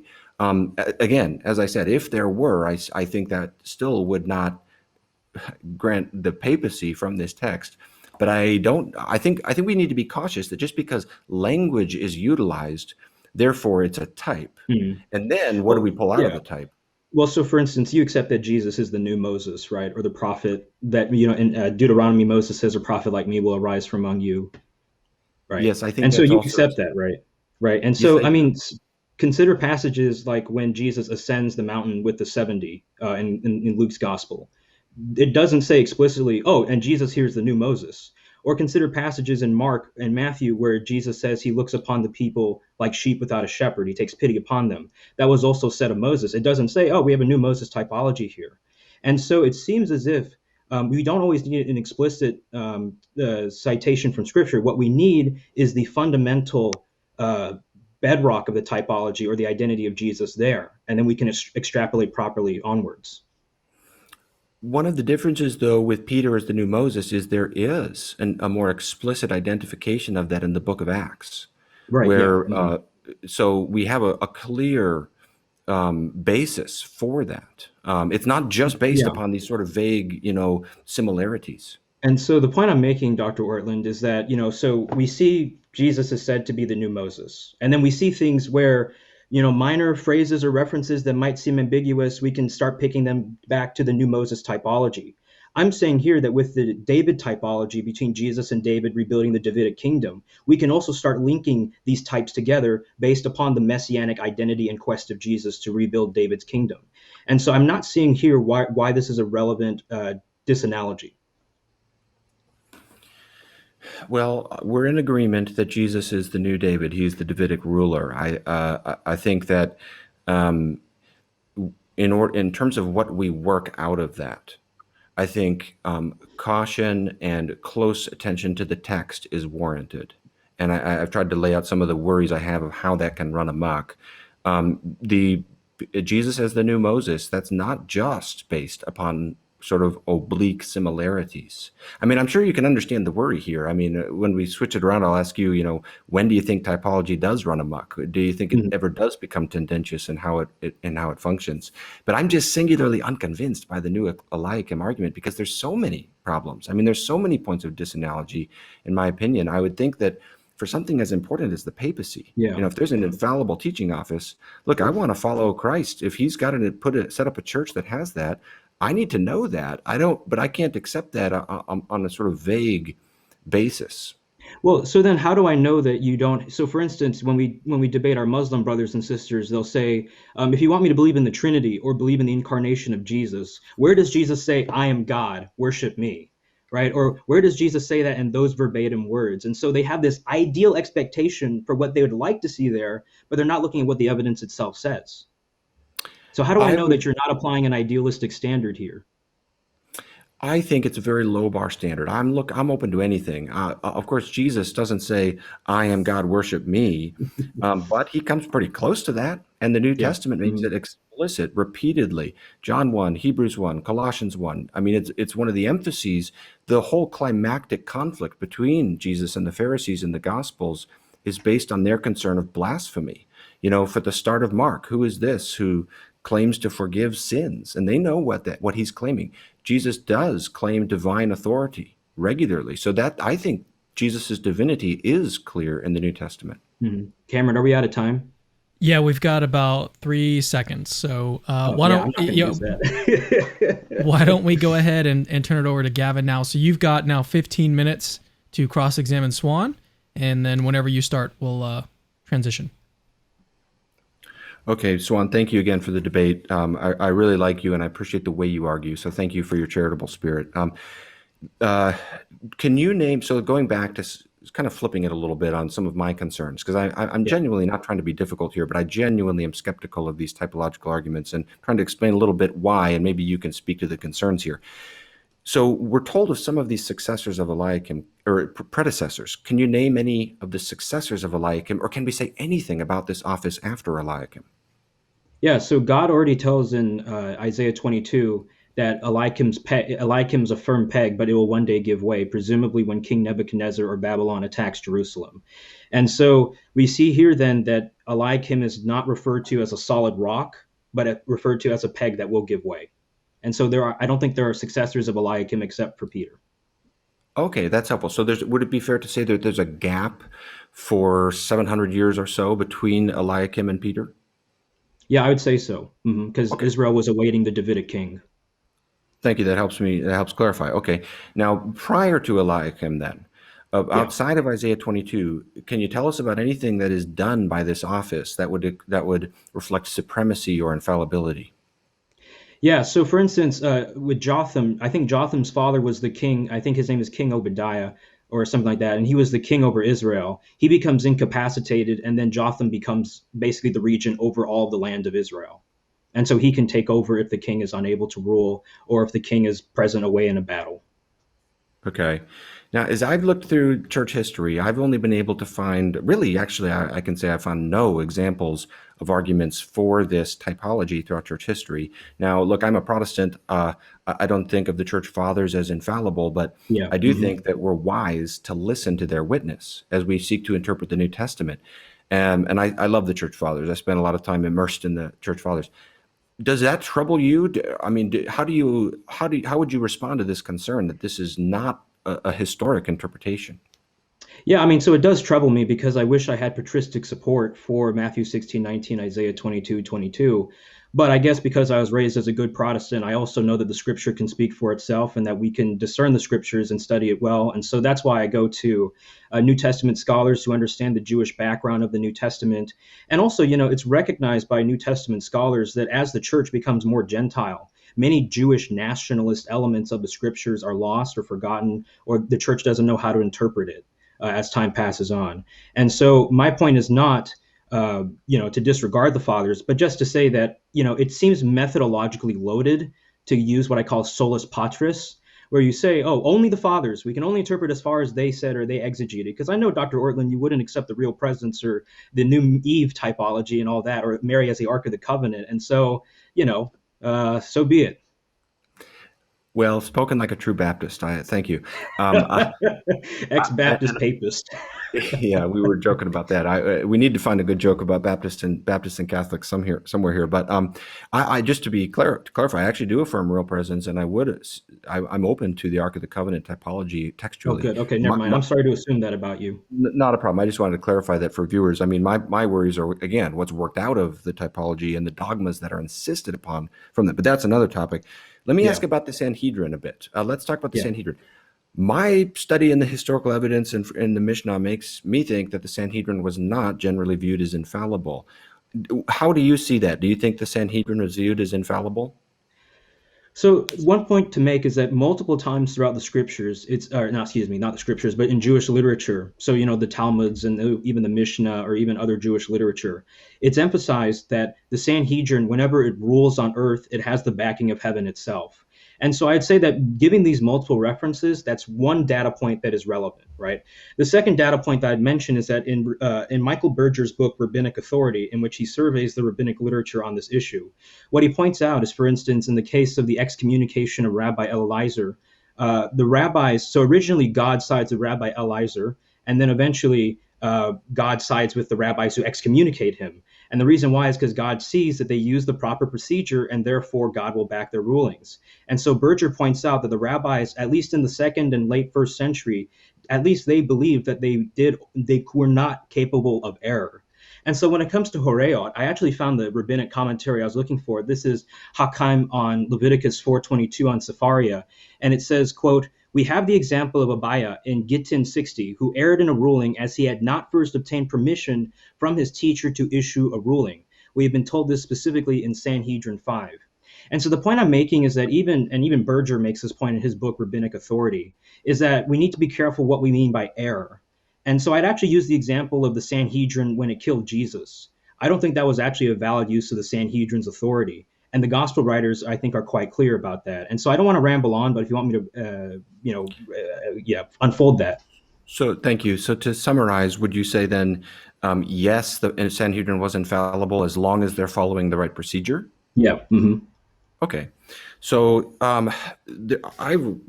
I have some concerns about that because some of the rulings of the Sanhedrin seem to me pretty brutal. For example, so I'm curious what you think. Like in the tractate Sanhedrin in the Talmud, it talks about the daughter of a priest who's commits adultery after the second stage of marriage had the death penalty, and the means of that was pouring hot molten lead down the throat. So that's a ruling of the Sanhedrin. I mean, would you see those as having the backing of heaven? In Deuteronomy 17, 8-13, this has historically been interpreted by the Jews as when God instituted the high court through Moses. And Moses says, if you defy the rulings of the priest or the judge who gives the ruling, then you are to be put to death. And so it doesn't sound all that different from what's there in the Old Testament. It's there explicitly said in Scripture. And so if you have a problem with it, then you have to go to Moses. Okay. So the specific ruling for death by that means the pouring of hot molten lead down the throat for the daughter of the priest who has committed adultery, you would say that reflects the will of heaven? Yeah, I mean, so for instance, take in the Old Testament when God has people stoned, or when God kills Ananias and Sapphira. I mean, these are pretty brutal, but I mean, God is the author of life, and he has the right to take life when he deems it. And so, if we're going to be honest about the scriptures, then let's be honest about that. If we want to revise it to appease our Western standards, then let's do that, But I'm saying here, that's there in the Bible, whether or not you like it. And so you got to deal with it somehow. Okay. Let me ask about the tractate Horayot. Yeah. I mean, I had a quote here. I won't try to search for it, but it's basically saying, if the high court errs in this way, then make this kind of sacrifice. And it gives like 10 different scenarios about that. Help me understand how the Sanhedrin is perceived as infallible when there's so much provision made for error. Yeah, I mean, so the point that I would make there is that I think that what it's talking about is when the Sanhedrin issues a ruling that appears as if it's valid and has like the proper procedure, but then in fact they don't actually go through the proper procedure and mislead the people into thinking it's a valid ruling. And so to use the example then of the Sanhedrin that killed Jesus, we know from Jewish law that a Sanhedrin is not allowed to assemble in a private residence. It was in the house of Caiaphas. We know that the Sanhedrin is not supposed to hear death penalty cases at night. We know that the Sanhedrin is not supposed to assemble the day before holy days, and obviously you know that this happened before Passover. And so the point I'm making here is that structurally speaking, it's not actually a valid use of the Sanhedrin's authority. And if I may add just two things really quick, Gavin, and I'm sorry if I'm going on. The first thing I would say is that it's been noted by New Testament scholars throughout the centuries with respect to the New Testament. They'll say things like, oh, we can't trust the New Testament because we know this is not how the Sanhedrin actually operated. And the reason why is because the New Testament authors are trying to show it was a kangaroo court. It wasn't an actual valid Sanhedrin that was assembled. And so the ruling actually has no authority. The second thing I'd point out is that when you have, for instance, all the right matter, but not the form of the ruling, it doesn't count. So for instance, if you had all 9 Supreme Court justices at your house, Gavin, and they said, you know what, we don't think you have the right to the Second Amendment, right? Just because they're there, all 9 of them in the House, and they have a universal opinion, that doesn't mean the Supreme Court itself actually issued a ruling. And so that's the argument that I would give. Okay. Let me just follow up. When I read through the Horayot, I don't see any reference to not following due procedure or anything like that. Do you?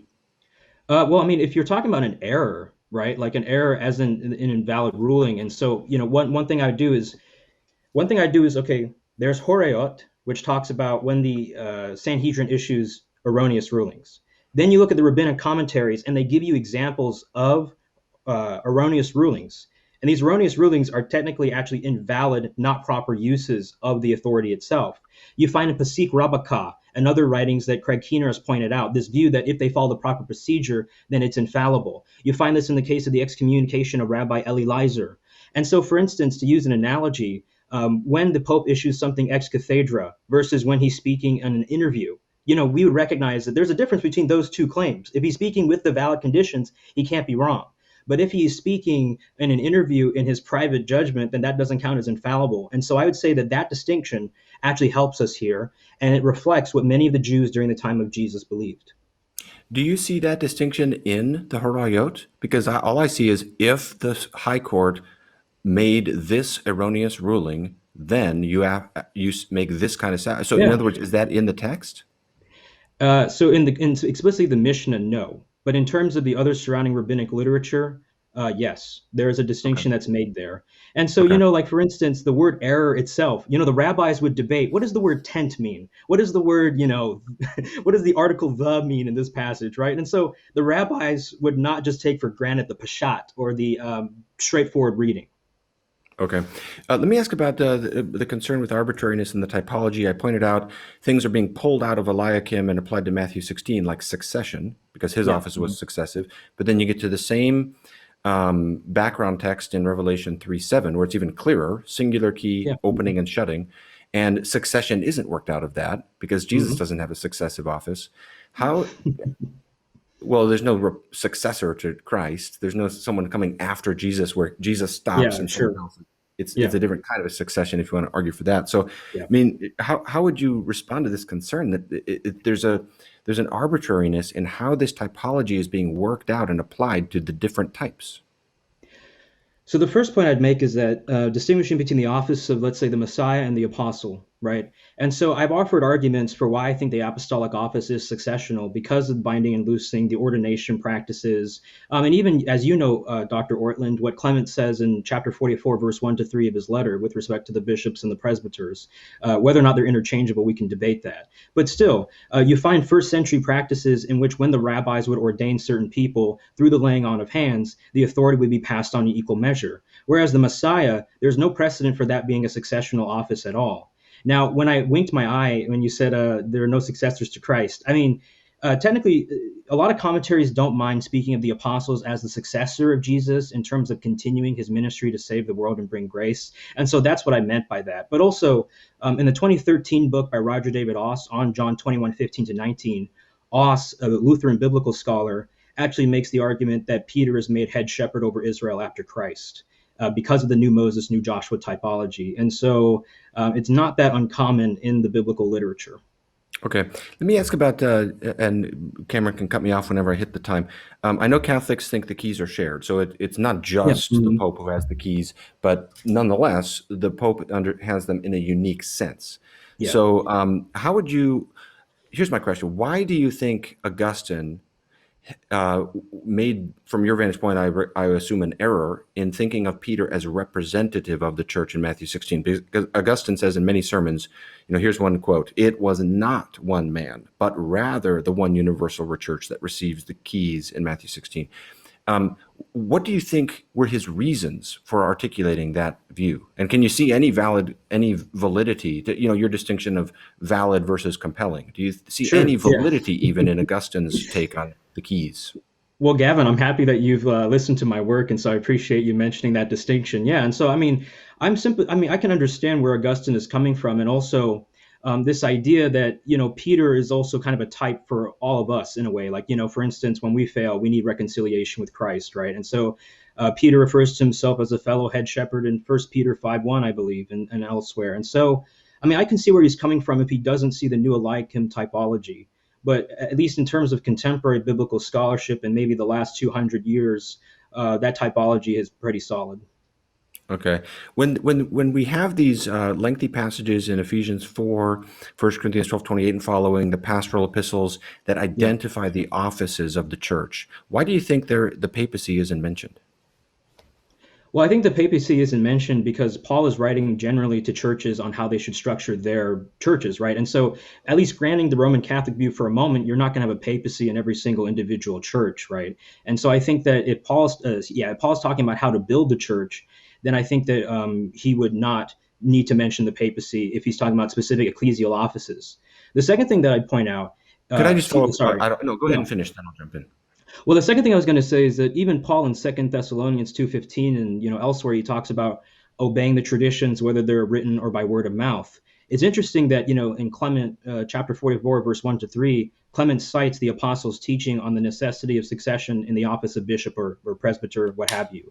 And so, I mean, that's an apostolic tradition that went unmentioned. But many scholars don't question that Clement was written in the first century, that Clement knew Peter, and even Eusebius says he was ordained by Peter. He was ordained by Peter. And so there are things that go unmentioned in the pastoral epistles. It depends on the context. Okay. All right, so I'll that leave it is there. I'm out of time. Thank you, Swan. Yeah, we'll leave it there, but then let's move into closing statements. So Swan, you've got 5 minutes.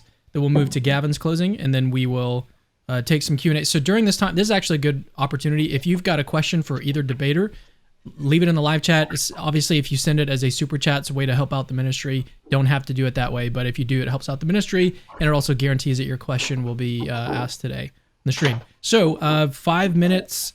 You've got Swan 5 minutes, and whenever you start, I will start the timer.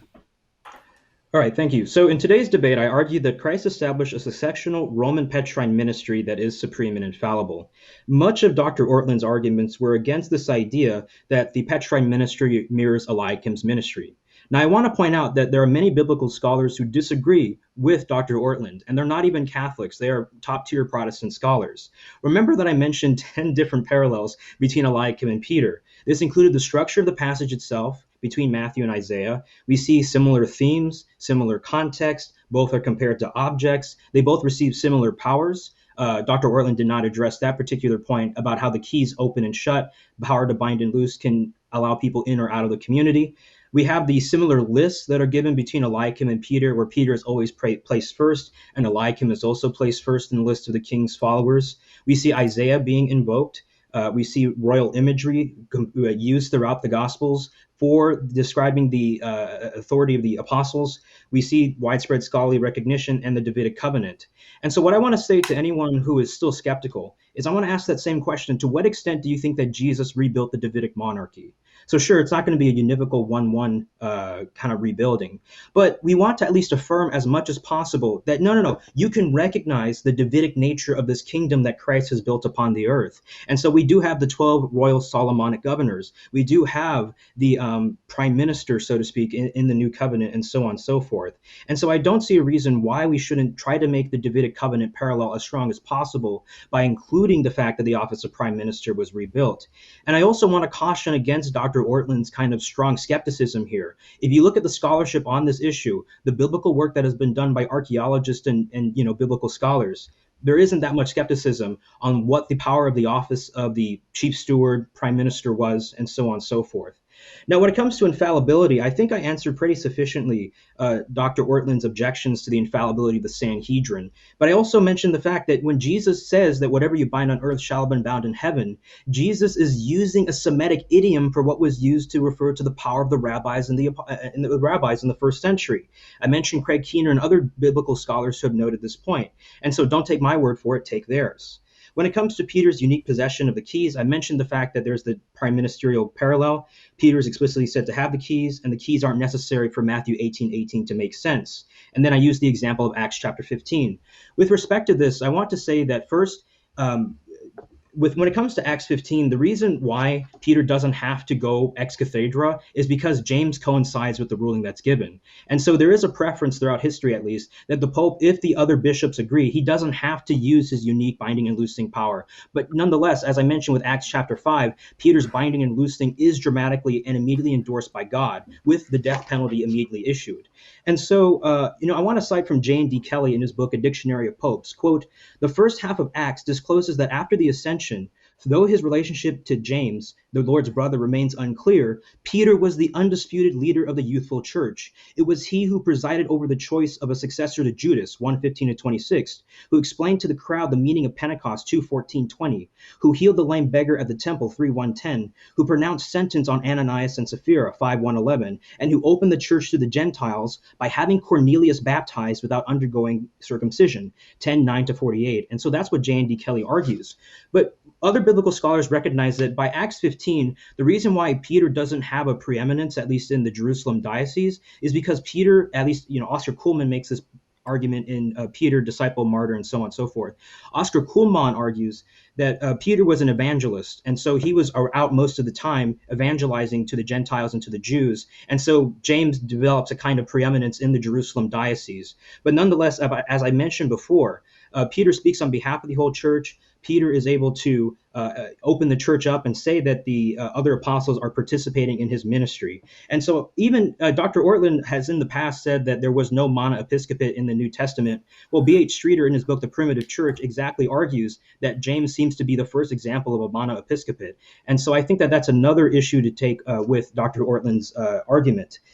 And then when it comes to some of the other points that I've made, for instance, when it comes to supremacy, when it comes to succession, Dr. Ortlund didn't respond to my rabbinic arguments for apostolic succession.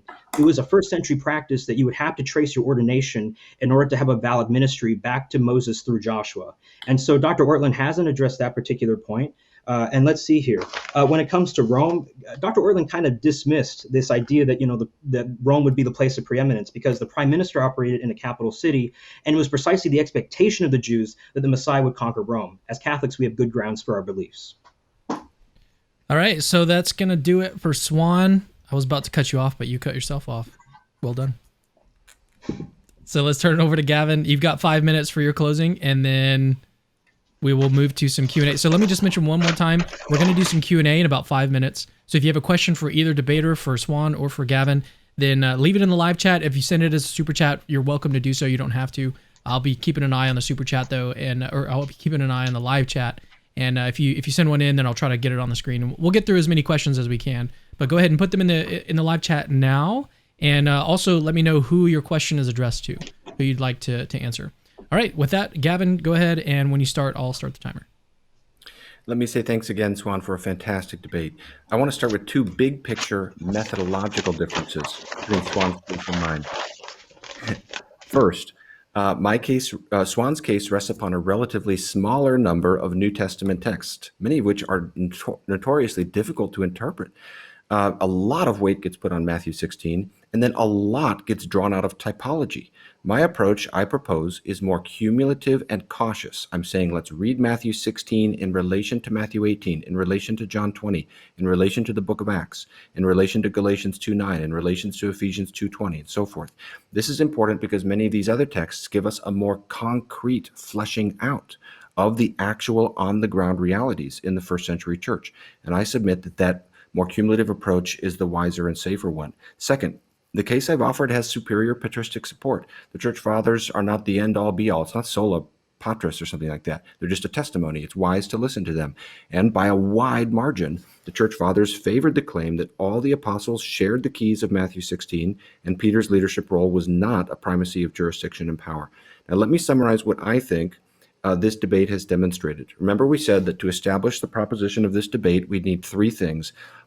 Supremacy, succession, infallibility. If any one of those is missing, the proposition would fall. I think we've seen none of those things are affirmed in the New Testament. Just step back and look at the big picture.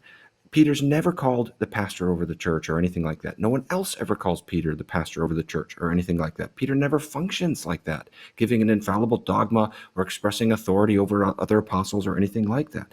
Most of the texts that we try to get the papacy from are more oblique, where Peter's, like John 21 or Luke 22, where Peter's being restored as an apostle and he's been given a charge to feed the sheep, and people try to work supremacy out of these dogmas.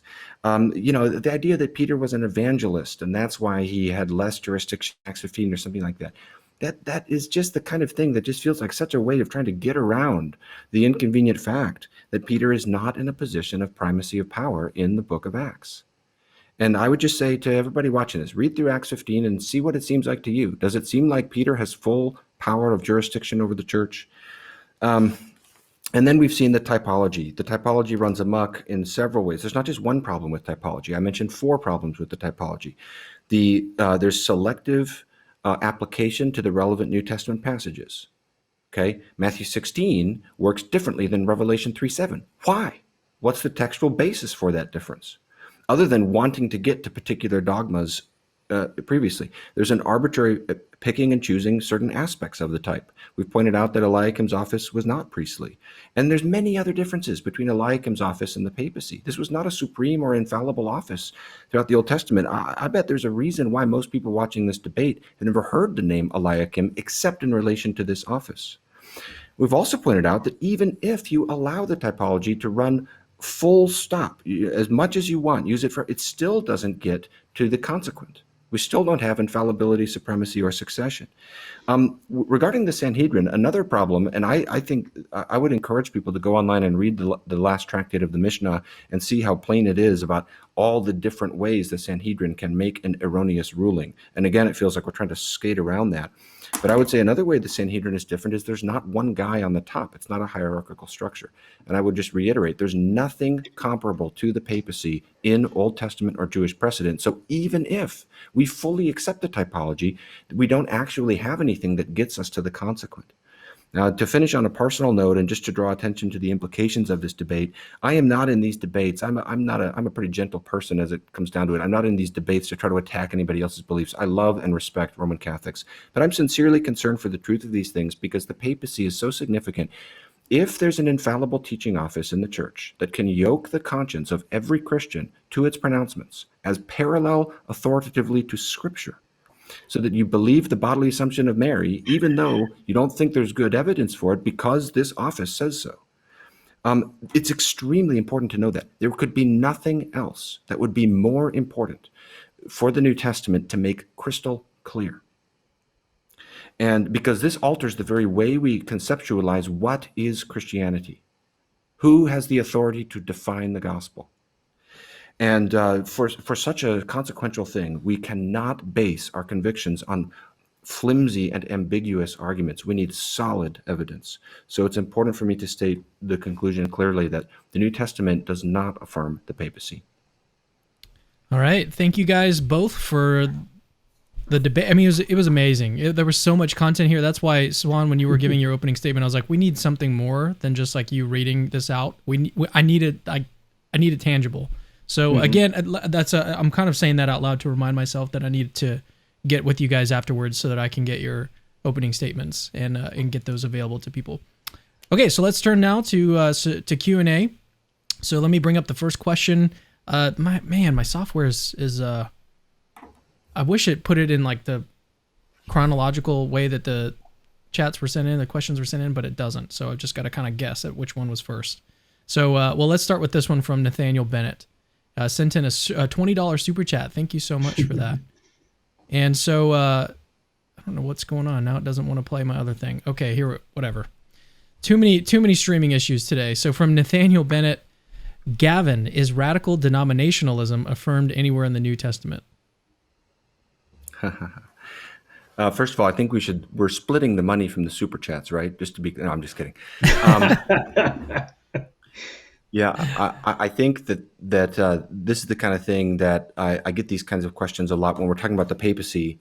See, it's not been my burden to try to establish a congregational form of church government, so I haven't really touched upon that. Certainly, we don't see denominations in the New Testament. Of course, that doesn't disprove denominations either, or that it's wrong to have denominations. I think the main thing to think about with denominations is the time in history that we live in, where there's a separation between church and state. So you don't just have one state church or one church that's connected to the state in some way. So I do think what you find is that churches, individual local churches, are an instantiation of the church in themselves, and that they function with autonomy with respect to determining their doctrine, executing church discipline, welcoming members back in, 2 Corinthians 2, and their own government. So I could say more about that another time, though. But that would really be a kind of a separate topic from this debate. So I'll try to be brief in my answers here. Okay, so I need to mention this. I just read through briefly the other comments or the other questions that were sent in as super chats. So we'll get to all of those today. We'll try to get to others as well, but they're all addressed to Gavin. So I wanted to give Suan. I was going to say Suan. What? They're all. I know. So what I'm going to do though, Suan, is give you a chance to give some comments about each one of these. So do you have anything that you wanted to say in response? I thought there'd be more questions for me, but okay. They're all together. Yeah. Wow. Oh, wow. Okay. So, yeah, I just wanted to say in response, so Jesus talks about, Father, let them be one just as you and I are one, right? And so, I mean, that favors a kind of stronger sense of unity, although that's still kind of vague just on its own. And so I acknowledge that.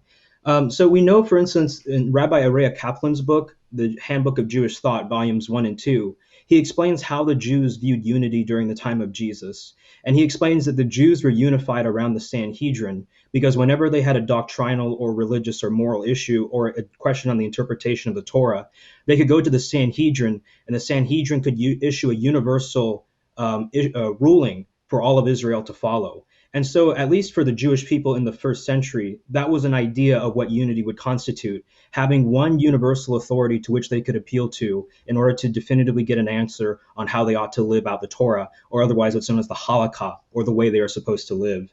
And the second thing that I was going to say was, let's see here. Well, it looks like it left my mind, and so I'll just mention that as a source of unity, at least in the Jewish context of the New Testament. All right, so we'll move on to another question then from Ryan Pope. Thank you for your super chat, Ryan. To Gavin, how can you align with Church Fathers' theology when nearly all acknowledged Petrine authority and none embraced your 66-book Bible? Okay, let me address, I think I've gotten questions from Ryan before. Thank you, Ryan. Let me address both of those points. First, Petrine authority. I've argued that the opposite is the case, that there is Petrine primacy. And by the way, this debate was about the New Testament. A lot of my videos are more focused on the church history side of this, and maybe we'll talk about that again sometime. But there also was Roman primacy.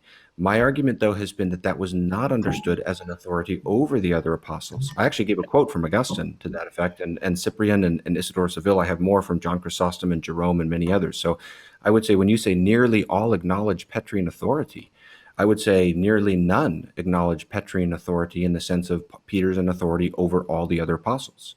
And I made that a point of emphasis at the beginning of my opening speech. I would say that, I would say it's pretty clear in the Church Fathers. They think of Peter as a first among equals. I'm sure there could be an exception found here or there, but I gave explicit examples from Cyprian. Remember Cyprian's language, equal in honor and power. Isidore of Seville, same thing, many others. Now, with regard to the 66-book Bible, this is one of those talking points that gets trotted out over and over as though there's no patristic support for a Protestant canon, and this is false. Jerome, people often say, well, Jerome submitted to the churches. What Jerome submitted to the churches in is the specific council he's referencing. All the way till 405 AD, much after he says that, Jerome continues to affirm the 66 Hebrew-based canon, and you can find that all throughout in the East. I've just made a video on my YouTube channel, Truth Unites, about Cyril of Jerusalem, where he's also explicit, and he's shockingly negative on what he calls the apocryphal writings. And that's an Eastern tradition. Now, it's not exactly the same as the Protestant canon because they include Baruch as a part of the book of Jeremiah, and that's not in the Protestant canon. And they also include, there's some addition, Susanna, added on to Daniel. So it's not exactly identical to Protestant canon, but they don't include the Deuterocanonicals. Cyril of Jerusalem, many of the Eastern fathers, Athanasius, all the way to John of Damascus. So it is false that a Protestant canon has no basis in the patristic era, and I hope that others will stop saying that and recognize it's actually really complicated. A lot of fathers do, a lot don't. The data is mixed on that, in my view. Yeah, if I could say just a few things in response. And so I won't comment on the canon, but when it comes to the Church Fathers and Petrine authority, so for instance, from the work of people like Eric Yabar, Michael Lofton, Elijah Yassi, and Alan Roll, I think, when I first started off studying the Church Fathers on the papacy, I kind of just took for granted what a lot of my Orthodox and Protestant friends said, that, the papal claims weren't made in the first 1,000 years, or they weren't made with as much frequency as the kind of Eastern ecclesiological claims. And then I started reading, people like Father Alexander Schmemann, who's an Eastern Orthodox scholar, and I started looking at the works of the other four guys that I mentioned. And I think I started realizing that, okay, that's kind of an unfair sweeping statement on the nature of the fathers. I think what you see is that there are some who believe the papal claims. So you can see some who clearly say things that are very compatible with Vatican I. Or, for instance, I was going to mention, well, we ran out of time. A lot of the church fathers believe that Peter was a kind of new Moses who could deliver, the law to the people. And so even like Saint Ephraim will talk about this parallel, and the other Syriac fathers. And so what I want to say in response is it's more complicated than how many Protestant or Orthodox would say. And I'd encourage you to read the works of the men that I mentioned and to see what they have to say, because honestly, as a good Protestant, my expertise is just kind of more in the Bible. And then I like the Apostolic Fathers because they're more close in proximity and living memory of the New Testament. And so I'd recommend these guys. I'm not going to pretend like I know the Church Fathers front and back. But still, I think that, the debate's more complicated than just that. And so I think it's also unfair to continue just saying, oh, it's universal that they just view Peter as first among equals. So we did actually get a question for you, Suan. So we'll get to that in just a second. But I wanted to put this one up. This one is just a nice comment from Barely Protestant. Dr. O, love your work. You're my favorite Baptist after my mama. I'm number 2, at least. Thank you for that comment. Yeah, I just thought that was really nice. Okay, so this one is from Matt Boyer, and this one again is for Gavin. We'll get to your Suan. We'll get to it in a second. From Matt Boyer. Gavin, do you think almost quote unquote serving a pope can be sinful? Having such intelligent people on both sides, Protestantism seems the safer belief. Thanks, Matt, for this question. I'm not sure that I've fully understood it, so I apologize in advance if my answer isn't quite on target. Go ahead, Cameron. It seems like he's kind of getting at the idea of like worship, like serving or worshiping, or I don't know, something along those lines. Yeah, that's kind of how I'm reading it too. I think I'd want to register a note of caution. I think there could be an unfair Protestant criticism against the papacy that notes, one particular way that Catholics might treat the Pope, and they're worried about a slippery slope, or they're worried about malpractice, and then that becomes an argument against the papacy or against Catholicism. I know how that feels as a Protestant when I feel that a less than ideal expression of Protestant belief or practice is isolated and used as illustrative of Protestantism. And so I want to be very careful because I know that any thoughtful Catholic will not talk about worshiping the Pope or serving the Pope in a way that I think would be sinful. So I wouldn't myself base a criticism along those lines, but I appreciate the concern. And I think there could be other respects in which Protestantism kind of is a more modest or safe system of belief, in that it simply is less ambitious and it's not making the same claims. Yeah, I mean, so in response to that, yeah, I definitely don't think that we should be going around worshiping the Pope and that kind of stuff, right? And so when it comes to Protestantism being the safer belief, I mean, so I don't know how to really look at that, right? Because that sounds as if, for instance, if you run Pascal's wager, except with the Catholic view, the Catholic Church has emphasized that the Catholic Church is the body of Christ on the earth. It's the most perfect and full expression of it, and so on and so forth. And that, like, why would you not want to be in the Davidic kingdom on the earth now? If that's what the Catholic Church is, why would you not want to be with Christ's prime minister in Rome? And so I think that saying that Protestantism is the safer belief is not technically true. And I also think it just favors kind of defaulting to Protestantism already. And so I think that's a methodological flaw in the investigation itself. I think that, you got to approach the evidence and see where it leads you. And so I don't think that Protestantism is a safer belief. And I'd even argue that based on the Old Testament and the New Testament origins of ecclesial structures, for instance, in Deuteronomy 17, verse 8 to 13, God institutes the high court to issue rulings on how to interpret the Torah and how to govern the people. You see this institution continue into the age of Jesus, and then Jesus transfers that rabbinic authority to his apostles. And it's recognized by New Testament scholars that the church that Jesus builds is modeled after the Jewish ecclesial structures of their time. This is the idea of succession, the idea of binding and loosing, the idea of laying on of hands, even the idea of issuing anathemas comes from first century Judaism. And so I don't think I'd want to dismiss what seems to be the fact that the Messiah the new Moses did rebuild the courts of Moses as well. And that's an argument that I've given elsewhere, and you can find in my public research. All right, let's get to some more questions here. Gospel Simplicity is he's another YouTuber, and he's grown really fast. And I think Gospel Simplicity. I actually don't know your real name, Gospel. Austin. Austin. Yeah.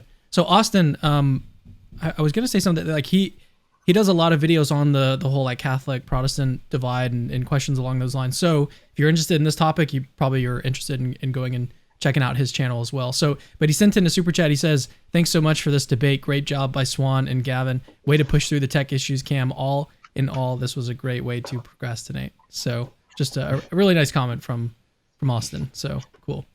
Yeah. All right. So this finally, let's get to the question addressed to Sonna, which we did actually have another one come in. So we'll get to that cool. too. Yeah. So from Maverick Christian, Wade Tistammer, friend of mine, and it goes to subscribe to his channel as well, Maverick Christian. Awesome apologist. For Suan Sonna, or both if possible, what is the best argument against your position?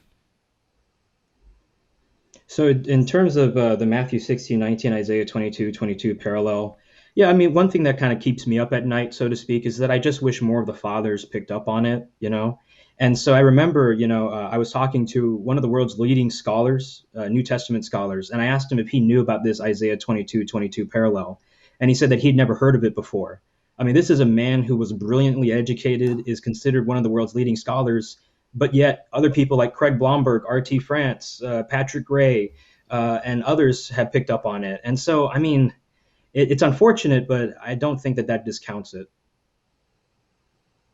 How about you, Gavin? I'm tempted to interpret this question as what's the best argument against Suan's position, but I won't. That would probably be a little unfair. So I'm going to interpret it as what's the best argument against my position. And I think there's formidable objections. One of them that has the most emotional purchase for me personally is the scandal of disunity, not just within Protestantism, but throughout the Church of Jesus Christ, which is, I mean, talk about keeping me up at night, that's it. So, I think the sense of a need, especially in the postmodern era where the whole world seems like it's disintegrating at times, the sense of the need for authority, I understand that appeal. I'm not persuaded that the papacy is the way out of the dilemma, but it is a dilemma. Yeah, just to add some of my own thoughts, I don't think that's the way out either, because there's still going to be disunity no matter which way you go. I mean, between the Roman Catholic tradition and the Eastern Orthodox tradition, there's a big debate there, and so I mean, it's not like the be all end all. I think that one thing to point out, as Michael Lofton has made it clear, even with his debates with the Orthodox, he points out that at least Catholics have a universal way to have an issue settled, right, by appealing to the Bishop of Rome. And I'd also refer back to how the Jews viewed unity during the time of Jesus. They would go to their authority structures, especially the highest one being the Sanhedrin, to settle universally for all of Israel their disputes. And so I don't know, maybe as Westerners, we don't like institutions and authorities and organized religion so much, but I don't know, for me as an Easterner, I don't care too much. What about like the rad trads? I'm still learning about all this stuff, but there's still people who like reject the Vatican II, and there's still disagreement among Catholics about like what is, what has the ultimate authority. And so there's still like disagreements there. If I could jump in with Cameron, and there's also splits. It's not as though institutional splits started with Protestantism.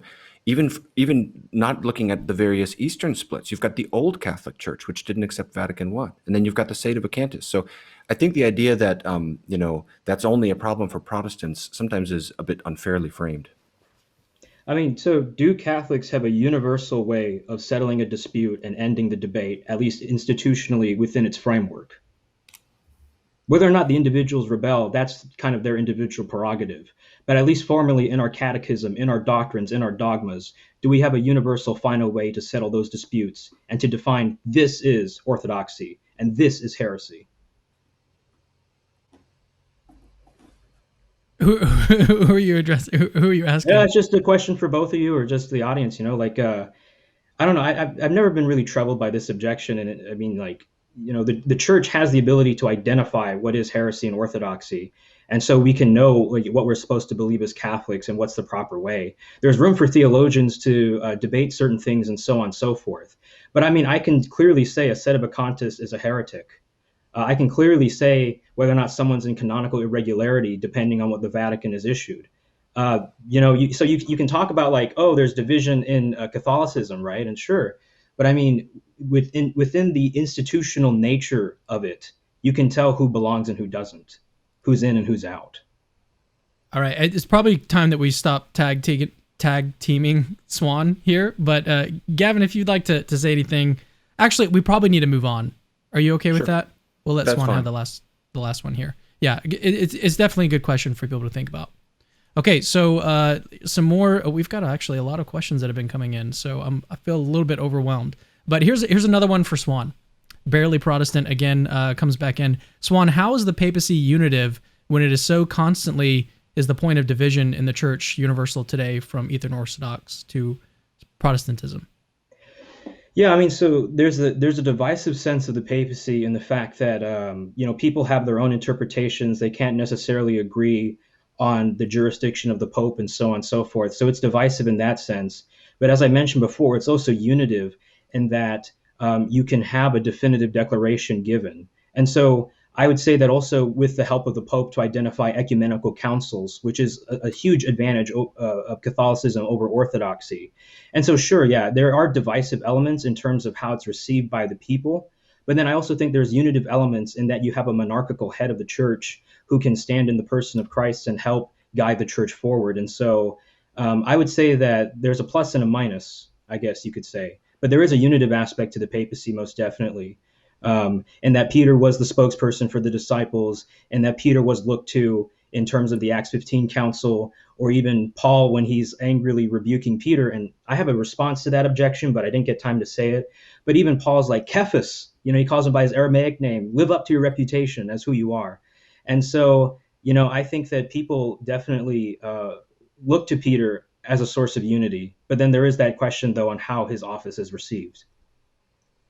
Gavin, are you okay with moving on, or do you have Sure. something quick you'd like to say? Okay. Nope, go for Let's it. just move on. We'll get to two more questions, and then we'll close out the stream today.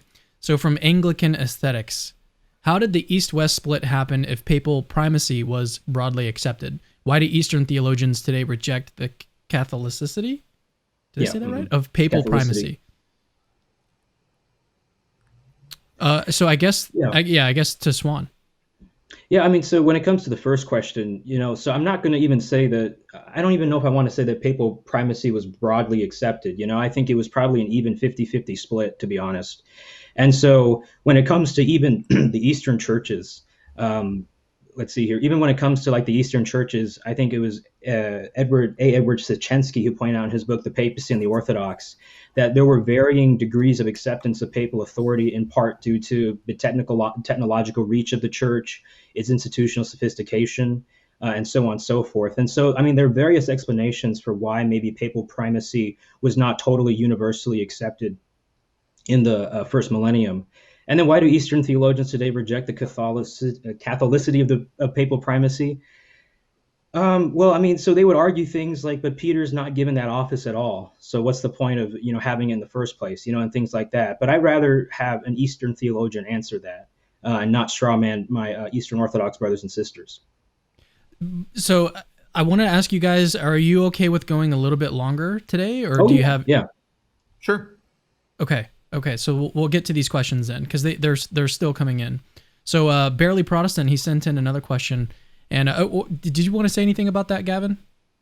The previous question? Actually, I'll be exceedingly brief so we can get to as many questions as possible. I would just observe that I think that this is very significant, that you've got this major divide, one millennium into church history, and it does touch on issues of the papacy. And people could go to my YouTube channel, Truth Unites, where I have a video on the papacy from the 3rd to the 7th centuries and what I see as development there, and where I try to chart out some of the differences East versus West. And I would just say summatively, I'm convinced that the historical data it would favor the Eastern side and how Petrine primacy was understood in the context of those disputes. So I think this is a really important point the question brought up, but I don't want to take time kind of getting into the weeds, but people might be interested in that video to chase down that a bit further in terms of how I'd approach that. All right. Hey, Suan, are you mad at me that we kind of like went 2v1 against you earlier?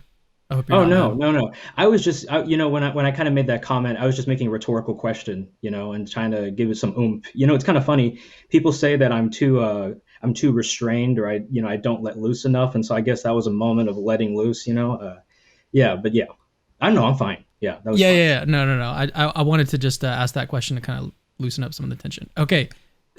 Although I don't think there was any. Okay, barely Protestant. Suan, it seems the early church didn't have Vatican I's view of the papacy. It's usually explained by, what is that, Doc Dev? Doctrinal development. Mhm. Since the papacy has a fundamental role in your scripture, how is it not doctrinal evolution?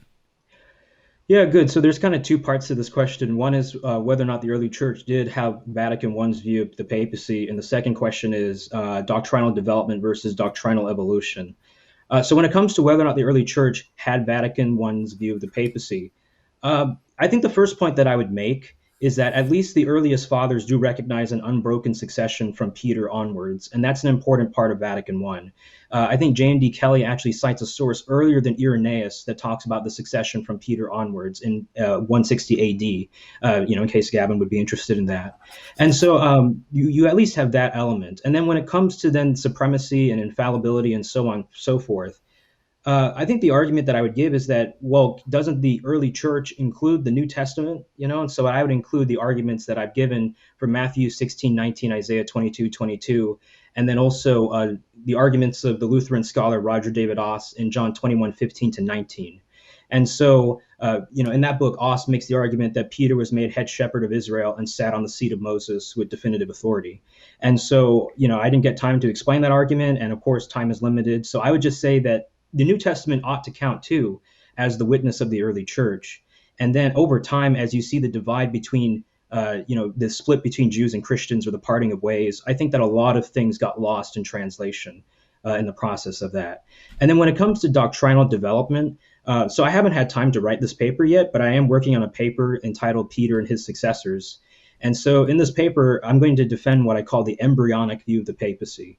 And so the embryonic papacy basically is this view that everything that is fully there, everything that is there for Vatican I is fully present within the person of Peter, and you can see indications of this from Scripture. And so the argument that I would make is that, for instance, just as you have an embryo that is fully human and has the intrinsic capacity for self-growth and determination, and that only it is a matter of passage of time in which you see explicitly more humanoid features, the papacy likewise is fully there, but then its more definite features have to be kind of extended throughout time and so on and so forth. And so, I mean, even the office of prime minister, Nilly Sasher Fox in her book In Service of the King, she makes the argument that it seems as if the office of prime minister also developed to some extent in Israel and originally started off over the royal estates and then eventually became over the whole kingdom itself. And so, I mean, there are different ways of approaching this question. I don't think it's doctrinal evolution, however, because I think it was there from the beginning, and it was the church that was trying to catch up with Jesus' vision of the Davidic kingdom. Gavin, did you want to say anything? Yeah, but very briefly, just again, kind of a summative comment, so we don't get bogged down. But yeah, I think I would encourage people to go on the whole issue of doctrinal development with respect to the papacy, to go and read through session 4 of Vatican I's dogmatic constitution and just see the claims. So, the claim, it was known in every age that, and then what follows from that. Now, I looked that up in the Latin because sometimes people try to say, oh, it was just this part of the papacy that was known in every age and not this part of the papacy. But what follows from there is succession in the bishops of Rome and then supremacy. And I don't know, I think developmental models, doctrinal development, get into trouble when they start to kind of bank too much upon that, because I don't think they're consistent with Vatican I. And the whole idea of doctrinal development seems to me to apply to doctrines which are understood more clearly. So like the Trinity, for example, is understood more clearly over and against various heretical alternatives with its vocabulary, technical vocabulary. So it's the deposit is in the first century, and then it's evolving in the sense of you're understanding it more clearly. But the papacy is an office. So you either have the office or you don't. It'd be like if somebody, like the presidency can evolve in the sense that the White House can have different decorating and how the president functions. But if you don't have George Washington, John Adams, and Thomas Jefferson, and if there's nothing about a presidency in the Constitution, evolution can only get you so far. So I think this question is perceptive in pointing out the challenges there. So if I may respond, Dr. Ortlund brought up when Vatican I in Session 4 claims that it was known in every age, right, that Peter received the keys from Christ and that so on and so forth through him in Rome, his successors were there. I mean, so if Gavin Ortlund is willing to say that quote actually supports supremacy and infallibility, he should also note that that was made at the Council of Ephesus by Philip the Roman Legate. So this was a claim made in the first 1,000 years of Christianity. And so in effect, he's actually saying then that the Council of Ephesus quote cited by Vatican I is actually the Vatican I claim. And so thereby he cannot say that the Vatican I claims were not made in the first century if he's going to use that argument. Because Vatican I was not inventing that quote for itself. It was citing the Council of Ephesus when Philip the Roman Legate stood up and made that quote. And so I think it's important then to at least note there that we do have a church father then defending the Vatican I view, if that's how Dr. Ortlund will interpret it. The second thing is that with respect to the analogy to the American presidents, I mean, even with the American presidency, you do have a development of powers. And speaking as someone who was at one time going to be a constitutional lawyer, you know that in the beginning, there was a clear divide between the three branches of government. Then over time, the president develops the administrative state. He develops different executive offices that allow him to basically circumvent the authority of sometimes the courts and the legislative process through executive orders and administrations and so on and so forth. And so my point here is that even in the presidency analogy, there's a development of the expansion of presidential powers as we've seen in the last few decades. I'll just be very brief. I agree there can be an expansion, a development, but there's limits to that in terms of how much it can develop before, or unless you have a reason, a textual reason for at some point the office it changes and you have a clear reason for that. I won't get bogged down too much on Ephesus, but I would simply say I've made a video about this and talked about this. What was quoted there was not the same thing as what I was referencing in Vatican I. What is quoted at the Council of Ephesus is the other bishops accepting Leo's tome. They're affirming, they're making their judgment that his Christology is correct. In the same council, they reject his ecclesiastical vision. And there's, I don't want to get into this too, but people can go watch my video on the papacy from the 3rd through the 7th centuries and see the way Petrine and Roman primacy was understood by the other bishops. There's lots of examples of this where the other bishops make it very clear they have the authority to contravene the opinion of, and there's ecumenical councils where the Roman bishop is brought into discipline by the other bishops, in addition to his theological judgment being rejected. So I think that the testimony of the early church is very different from what Vatican I envisions. All right, so we've got to move on. There's a few more questions I want to try to get to if we have time. So writer John Buck says, Protestants say that they're unified by the essentials, so I'll ask, what are the essentials, and do all Protestants agree that those are the only essentials? I'm assuming this is to Gavin. Okay, I have written a book. I always hate to reference my own book, so it sounds weird, but it's called Finding the Right Hills to Die On, the Case for Theological Triage. And it goes through one proposal of how we can rank different doctrines and kind of what are the criteria we look at for what we put in different buckets. And there I propose 4 different sort of categories. And so first ranked doctrines would be sort of essentials that you have to have. So in that book, I give as examples things like the Trinity, the deity of Christ, salvation through repentance and faith in Christ, things like this. I think that do all Protestant, I mean, you can find Protestant outliers here or there, but I've heard people say, well, Protestants don't agree on what the essentials are. I think in the main, most Protestants do, on the basics of what it is that makes you actually a regenerate Christian. But of course, you'll be able to find many exceptions to that if you try. So people might, if they want to know more about my perspective on that, they might be interested in the book where I lay out the case. Swan, I told you you're not supposed to be texting me while. Oh no, I'm not texting you. I'm looking up a passage of scripture. I'm just kidding. I'm just not a passage of scripture, but yeah, I mean, so I just wanted to say really quick that oftentimes when people raise the objection about doctrinal development, and so this comes down to like the view on the essentials, right? People will say like, well, the reason why like the Trinity and the incarnation come later, or well, they didn't. I don't think the incarnation was later, but things like the Trinity or the synthesis on the two natures of Christ and so on and so forth. They'll say the reason why is because these are metaphysically complex doctrines, right? And so that's why there's a legitimate case for their development. But I mean, for instance, if you remember, I forget where it was exactly.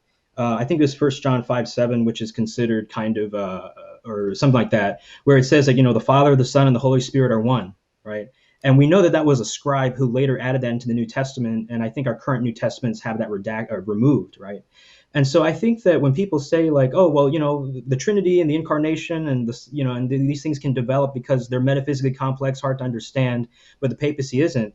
I mean, I would raise the argument then, like, you could raise that argument against these other essential doctrines because we could just get a nice explicit little Council of Nicaea at Acts 15 or something like that. And so I don't know. I don't think it's fair to use that developmental argument all the time. But that's just my response there on the If I development of could the just briefly essentials. comment on Yeah. that, because I also want to say I think I made a mistake a moment ago, and it's bugging me that I think I made a mistake, and I referenced Ephesus when I meant to say Chalcedon. So my bad on that, and I probably confused somebody out there. I would say with regard to the Trinity and the papacy, I do see them as very different because the Trinity I would see is firmly embedded in the New Testament because you've got explicit, repeated.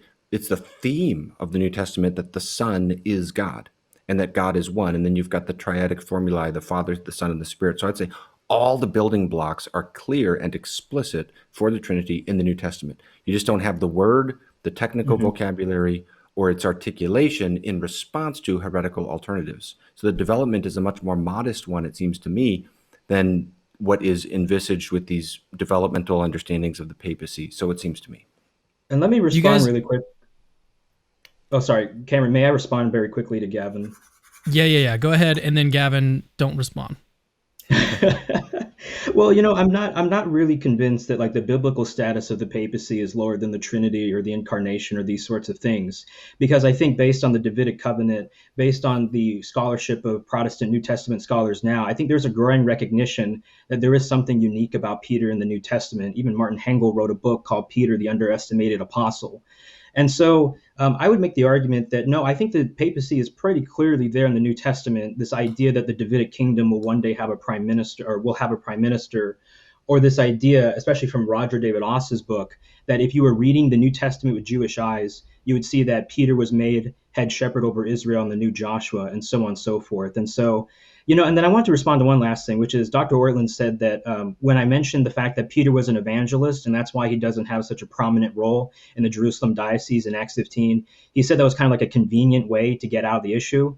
If you look at the NIV application commentary by Adjith Fernando, the Oscar Kuhlman's book on Peter, and even Craig Keener's volume 3 of his exegetical commentary on Acts, they all make the same argument. Let me quote Keener really quick. Quote, James holds special rank in the assembly 1519, perhaps in part because of Peter's lengthy absence, 1217. And so it's not just a Catholic gimmick to get out of it. It is a Protestant New Testament argument that is made. And so I'd advise people to look at New Testament scholarship and see what they're saying about Peter. So Suan, I got a question for you. Can you dunk? I wish I could. I used to be very good at basketball when I was younger. Yep. And then I read books. So no. Well, I'm gonna give you an opportunity to dunk right now. Oh no. Okay, that's what we're about to do. I don't. So Simone loves Catholics believe in a Jesus that allows idolatry, papacy, saint veneration, Mary exaltation. The devil is a liar. Renounce these lies in Jesus' name. I wanted to give you a chance to respond to this. Yeah, one thing that kind of annoys me about these types of questions is that, well, first in the New Testament, there's this theme of us participating in the rulership and kingship of Christ. So in 2 Timothy 2, verse 12, it talks about how if we endure until the end, then we will reign with him. We see different passages where the disciples are continuing the work of Jesus. In 2 Peter, I think it's 3:15 or 16, it talks about us becoming one with the divine. It talks about in the book of John, or the epistles of John, rather, that we will see Christ as he is, for we shall be made like him. And so throughout the New Testament, there's this theme of us being able to share in the reality of Christ, of becoming one and closer and deeper with him, especially, in Galatians, it's no longer I who live, but Christ who lives in me, right? And so I get annoyed when I hear questions like, I want my church built on Jesus and not Peter. But if you recognize, like, Jesus loved Peter so much that he saw that he was not worthy, but he saw that he wanted to put the rock of the church upon Peter himself. And so I don't like it when people use solus Christus to denigrate the people whom Jesus loved. And speaking of which, you say that you want Peter to be not, you want Jesus to be the rock and not Peter. Well, think about us. We're sons and daughters of God now because we're in the new covenant. Why would God choose any of us to be his children? And so there's this remarkable theme throughout the Bible where God looks upon someone who is unworthy, someone who is not good enough, someone who has flaws and imperfections, and Jesus sees something greater in them. And that's what I think Jesus sees when he speaks in Matthew 16 and 19, and John 21, 15 to 19. He sees something greater in Peter that can give us hope when we fail. And so what I would say in response is that Jesus loved Peter, he loved the Blessed Mother, and he loved all of his disciples and saw that there was something worth believing in them. And so I would say that Christ has spoken through his church and has invited us to be in communion with him and with the saints. So let's turn to another question. This one is from Tina Guiley, and it was earlier on. It wasn't technically a question. I'll go ahead and put it up on the screen now. But I again, Suan, I wanted to give you a chance to respond to this. I can't support the Catholic Church because they excommunicated my father, who was brought up Catholic, for marrying my mom, who is Protestant. That's not biblical. I wanted to give you a chance to respond. I know we're kind of getting off topic here, but do you have any thoughts on this? Yeah, it's possible for me to just give kind of a straightforward, cold answer, but that's not what I want to do, And so, I've heard many stories about people who left the Catholic Church because of the scandals, because a priest managed an annulment a certain way, and so on and so forth. And so the first thing I want to say to Tina is that I'm very sorry to hear that. And I know my sorry means really nothing because I have no power or authority, but I'm expressing this from my heart, that I feel really bad reading what's said there. And so the first thing that I want to say is that, excommunications can be reversed. And I think that that her father should continue appealing to have that excommunication reversed because they're not definitive. The second thing that I want to emphasize is that the church does have the power to excommunicate based on the power to bind and loose, which is passed on to successors. The church has the right to define these sorts of things. But also we know from the wisdom of Christ that he set up a hierarchical church where in the early centuries, when someone was being excommunicated by their bishop, they would appeal to the Bishop of Rome, the Bishop of Alexandria, the Bishop of Antioch, and other apostolic sees in order to have that excommunication revoked. And so I would say to her, don't stop fighting, and there's hope, because the thing is, I really do believe that the Catholic Church is the Davidic kingdom built on the earth. I really do believe that Jesus built a new high court.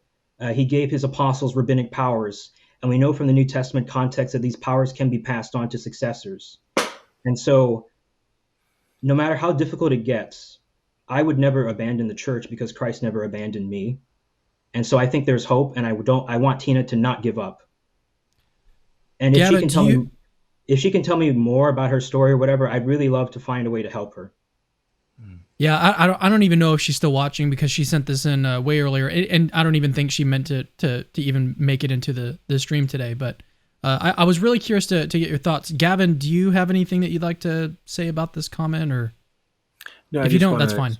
Join in with Suan in expressing my sorrow to Tina for the pain of that, and my appreciation for the pastoral nature of Suan's response. And I would agree that a particular episode like that would not in itself be determinative for how we adjudicate kind of these larger ecclesial questions.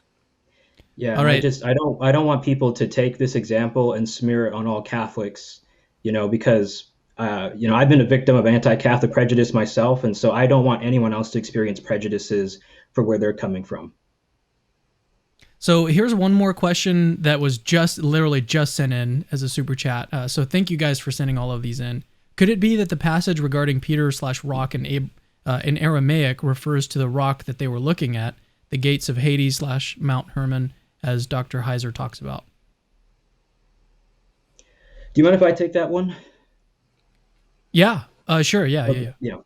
I mean, so one of the points that I'd bring up is just the fact that if it's said in Aramaic, then both times scholars have emphasized that if Jesus said this in Aramaic, then the evidence of Peter and the rock being the same reality would be even more clear, right? So, for instance, let me see here.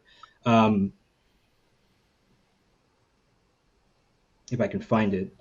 But anyway, like multiple biblical scholars have made the argument. Oh, here we go. So this is Michael J. Wilkins in the NIV application commentary on Matthew. And so let me quote him. The first feature is a well-known wordplay in Greek. You are Peter, Petros, and on this rock, Petra, I will build my church. In Aramaic, almost certainly the language Jesus spoke on this occasion, the same word kepha would have been used for both Peter and rock. Okay, and so both times the wordplay would have been even more clear. And other biblical scholars have made this argument, such as Charles Talbert, Oscar Kuhlmann, and the 1995 Theological Dictionary of the New Testament.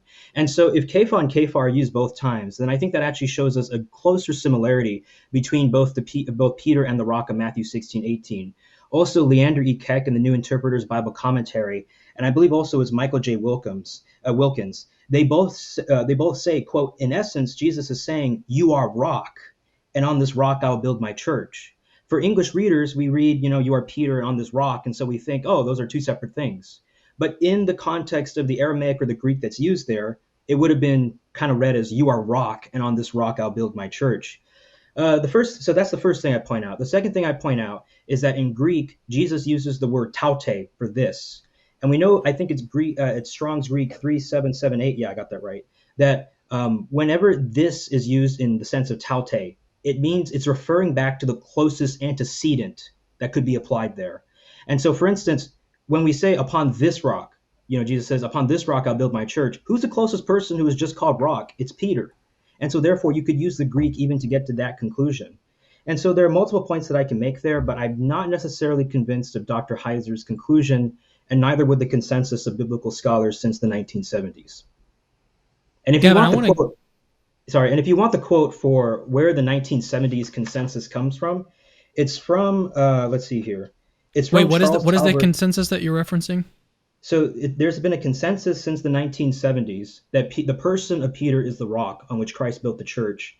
This is mentioned in Charles Talbert's 2010 commentary on Matthew, and I can read the quote if you want me to. And then likewise, the 1985 Encyclopedia Britannica reiterates this consensus. And then later on, you see it reaffirmed in 1995 and onwards. So that Peter is the rock. The person of Peter is the rock. What would be the alternate? I feel like that's obvious. What would be the alternate view? Oh, that maybe Jesus says he himself is the rock, or it's just Peter's confession excluding the person, or that it's the rock on which they're standing on, or something like that. Okay, I see. Okay, Gavin, did you want to? My answer would be basically just one sentence. I think it's unlikely the interpretation that's offered in this question, but I'd want to look at Dr. Heiser to kind of say anything more definitively. And for my general thoughts on the rock, I mentioned those in my first rebuttal. So anyone curious about that can watch there. Yeah, I suppose, the question here from Heiser has a different referent for the rock, which would be Mount Hermon. Hermon? Okay, so I have two last questions, and these are my own questions that I've got for you guys. And so let me know if you can answer these quickly, fine. If not, then don't worry about it. So these are my questions. The first one is, what would you say to someone that is not open to your view? What would you say to them to open them up? That's the first question. The second question is, what holds you back from affirming, say, in Suan, your case, Protestantism? What holds you back from affirming that? And then Gavin, what holds you back from affirming Catholicism? So first question, to reiterate, what would you say to someone who's not open to your view? What would you say to them to open them up? Let's start there. So Suan, go. Okay, I guess I'll go first then. Okay, I know these are kind of challenging. So, okay, so there was the first question of what would you say to someone who rejects your view, and the second one was not just someone who rejects it, but someone who's not open to it. Someone who's like someone who's not really they're not very much open at all. And the point with the first question is you're not trying to convince them to embrace this view. You're just trying to open them up to be like, okay, maybe this is a real possibility. And then what was the second question? The second question was, what holds you back from affirming the opposite position? Yeah, so I feel like my answer. Because I know the that first- yeah, let me just expand on why I'm asking this first question is because I know that a lot of people in. Did Gavin just completely leave us? Because normally his Sorry, camera comes I'm still back, here. but it's okay. Oh, there he is. So a lot of like there's a lot of Protestants who are just not open to Catholicism at all. Like not even open to it. You know, that's a lot different from thinking that like there's arguments on both sides and you're just not convinced by the arguments. You're still open to it, but you're not convinced. But a lot of people, I mean, on both sides, like there's a lot of Catholics that are not open to becoming Protestant. So that's kind of where this is coming from. Like, what would you say to someone to get them to open up to your view, and they're not currently open to it? Well, I would begin by bringing my own humanity into this conversation, because I think oftentimes, like when we talk about our theological differences, we come off kind of cold, right? We're just citing biblical scholars, ecumenical councils, church fathers, and so on and so forth, right? But there is a very visceral human element to our beliefs and what we're willing to accept, right? And so I want to be compassionate towards that person, and I hope that they'd return the compassion to me, right? And so I don't want to force them to believe this. So what I would say in response is, let's talk about Jesus, okay? And I remember growing up as a child in a good Baptist home. Like, man, I had such a deep, I mean, I still do, but I have such a deep love for Jesus. And I remember, like, like I could debate all sorts of issues, but whenever someone said something that would mock Jesus, I would lose my cool. I couldn't control myself because, Jesus is someone who I love. He's the reason for my existence. He's the reason for my life. I would be nothing without him. And the fact that, he would even extend salvation to me, that's still one of the greatest mysteries that I will never comprehend. And the fact that, Jesus became incarnate to die for us on the cross and to resurrect from the dead and conquer death, and that he came to rebuild David's kingdom and fulfill the Old Testament, and that he is not only Israel's Messiah, but the world's Messiah. How could someone like that love me? How could someone like that want me? And so for me as a Catholic, but as a Catholic, I begin from that, the profound love of Jesus, his desire to share his family and his kingdom with us, his desire to bring us into communion with him. And so I would say, let's talk about the identity of Jesus. He's the son of David. He's the new Moses. Jesus was a Palestinian Jew who lived 2,000 years ago. And for me, like, I remember I talked to the Jewish biblical scholar, Amy Jill Levine, and she said, I never really understood why so many Christians don't want to learn about the Jewishness of Jesus. Because if you really love somebody, don't you want to know every single bit and detail about them? And for me, growing up as, as an Asian American and, with my background in a cultural home, right, a family of immigrants, for me, I always found it really easy to connect with Jesus because I saw him as another Easterner. And that love of the Jewish roots of Christianity, that love of his messianic identity, that love of how he would have been viewed by the first Christians. That's what compelled me to open up to the story of Catholicism and the picture that it shows that the Davidic eternal kingdom is here now, and that the new Moses did fulfill the messianic prophecy that's stated in the book of Isaiah, I think it's 25 to 26, that when the Messiah would come, the courts of Moses would be restored and not destroyed. And so what holds me back from becoming Protestant, it's my love for Jesus and my belief that he is the Davidic king who rebuilt David's kingdom, who created something that would be successional and last until the end of time. I really do believe that Jesus rebuilt the courts of Israel, and that that's what we now have as the magisterium. I really do believe that Jesus, as the son of David, resurrected the office of prime minister, or call it a chief steward, or call it the master over the palace. And so what would hold me back is my belief, not that Jesus metaphorically rebuilt the Davidic kingdom, but that he literally did for the purpose of extending grace to the entire world. That's what would hold me back from becoming Protestant. So Gavin, same two questions. Yeah. I'll just reiterate them really quickly for anyone who forgot what they were, including maybe you, Gavin. Maybe you've forgotten what the question is. So the question is, what would you say to someone who is not open to your view? How would you open them up? So a Catholic, how would you convince a Catholic to become open to embracing Protestantism? Not necessarily go all the way there, but just to open them up. And then what holds you back personally from embracing Catholicism? Yes.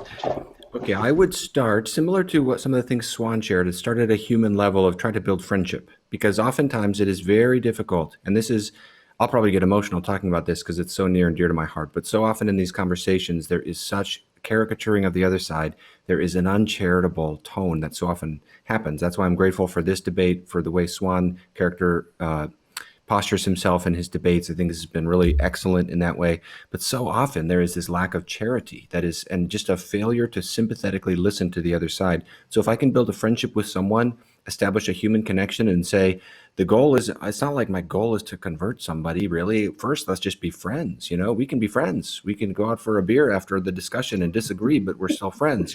Even the Baptists can do the. Wait, you drink beer, Gavin? Yeah, I know. Yeah, don't. Oh no! Yeah, See, my Baptist household didn't allow that. yeah. Sorry, I didn't mean to wondered interrupt. about that. That's okay. So so friendship and charity in the process, lots of listening. Everyone will have different objections. Francis Schaeffer used to say when doing evangelism that he would spend the first 55 minutes, if he had an hour, listening and asking questions, and only the final 5 minutes presenting the gospel, because you want to listen to know where someone is coming from. So lots of detailed listening, trying to ask the question that Atticus Finch talks about in the book To Kill a Mockingbird. How does the world make sense to them? What they're saying makes sense to them. I've got to step into their shoes and see the world through their eyes. And I've been trying to do that over the last year or so as I've gotten onto YouTube and been engaging these conversations, quite by my surprise that I've gotten pulled into these things. It's been tremendously enriching. I've learned a great deal from Catholic and Orthodox friends. And I've tried to do this. I'm sure I've been imperfect in how I've gone about it. I've tried to really listen, to not caricature, and to understand sympathetically through their perspective. So I would invite someone else to do that with my perspective, because oftentimes I feel that Protestantism is caricatured, and I get inundated with emails and questions and other things that are basically articulating a vision of Protestantism that I cannot recognize and is not a historic or thoughtful or articulate Protestantism. It's almost as though a lot of people think megachurches are Protestantism. And, we've just got to get into the historic text. So anyway, my 3 things I'd say, can we, and then once I've got friendship, hopefully we would say, can we engage the church fathers together? That will be a helpful witness. Can we engage historic Protestant arguments, which are so amazingly frequently neglected? Nobody reads Francis Turretin anymore. Nobody reads the Anglican, John Jewel, Martin Chemnitz, the Lutheran, these classic second generation Protestant texts. I'm amazed that there's a large scale ignorance about them. So can we engage those, and then can we comb through the New Testament together, and then without any pressure on them, inviting them into that process and working through that together. And I believe that those sources will favor a Protestant view. And with regard to the second question, I would say that it essentially comes down to 2 things. Number 1, Holy Scripture. Number 2, church history. That second thing is really more my focus in terms of my academic work. But in terms of Scripture, I believe in the Davidic covenant too, in the Davidic kingdom right now too. I just don't think the papacy is in any way to be extrapolated from it. And I just, so much is at stake with the papacy. This is an allegedly infallible teaching office that is telling us that Mary was immaculately conceived and bodily assumed to heaven and things like this, that I just don't see a compelling reason to believe. And so I feel this sense of pressure to accept these things on the basis of them being taught by the Roman Catholic magisterium. And yet I don't think there's good evidence for them. So it's really important to know, should I accept these things? I want to follow Christ. I want to obey everything that Christ institutes in his holy church. But I'm just not persuaded that there's anything like succession, infallibility, or supremacy in the New Testament for an ongoing Petrine office, or any kind of ongoing Petrine office whatsoever that's envisaged in the New Testament.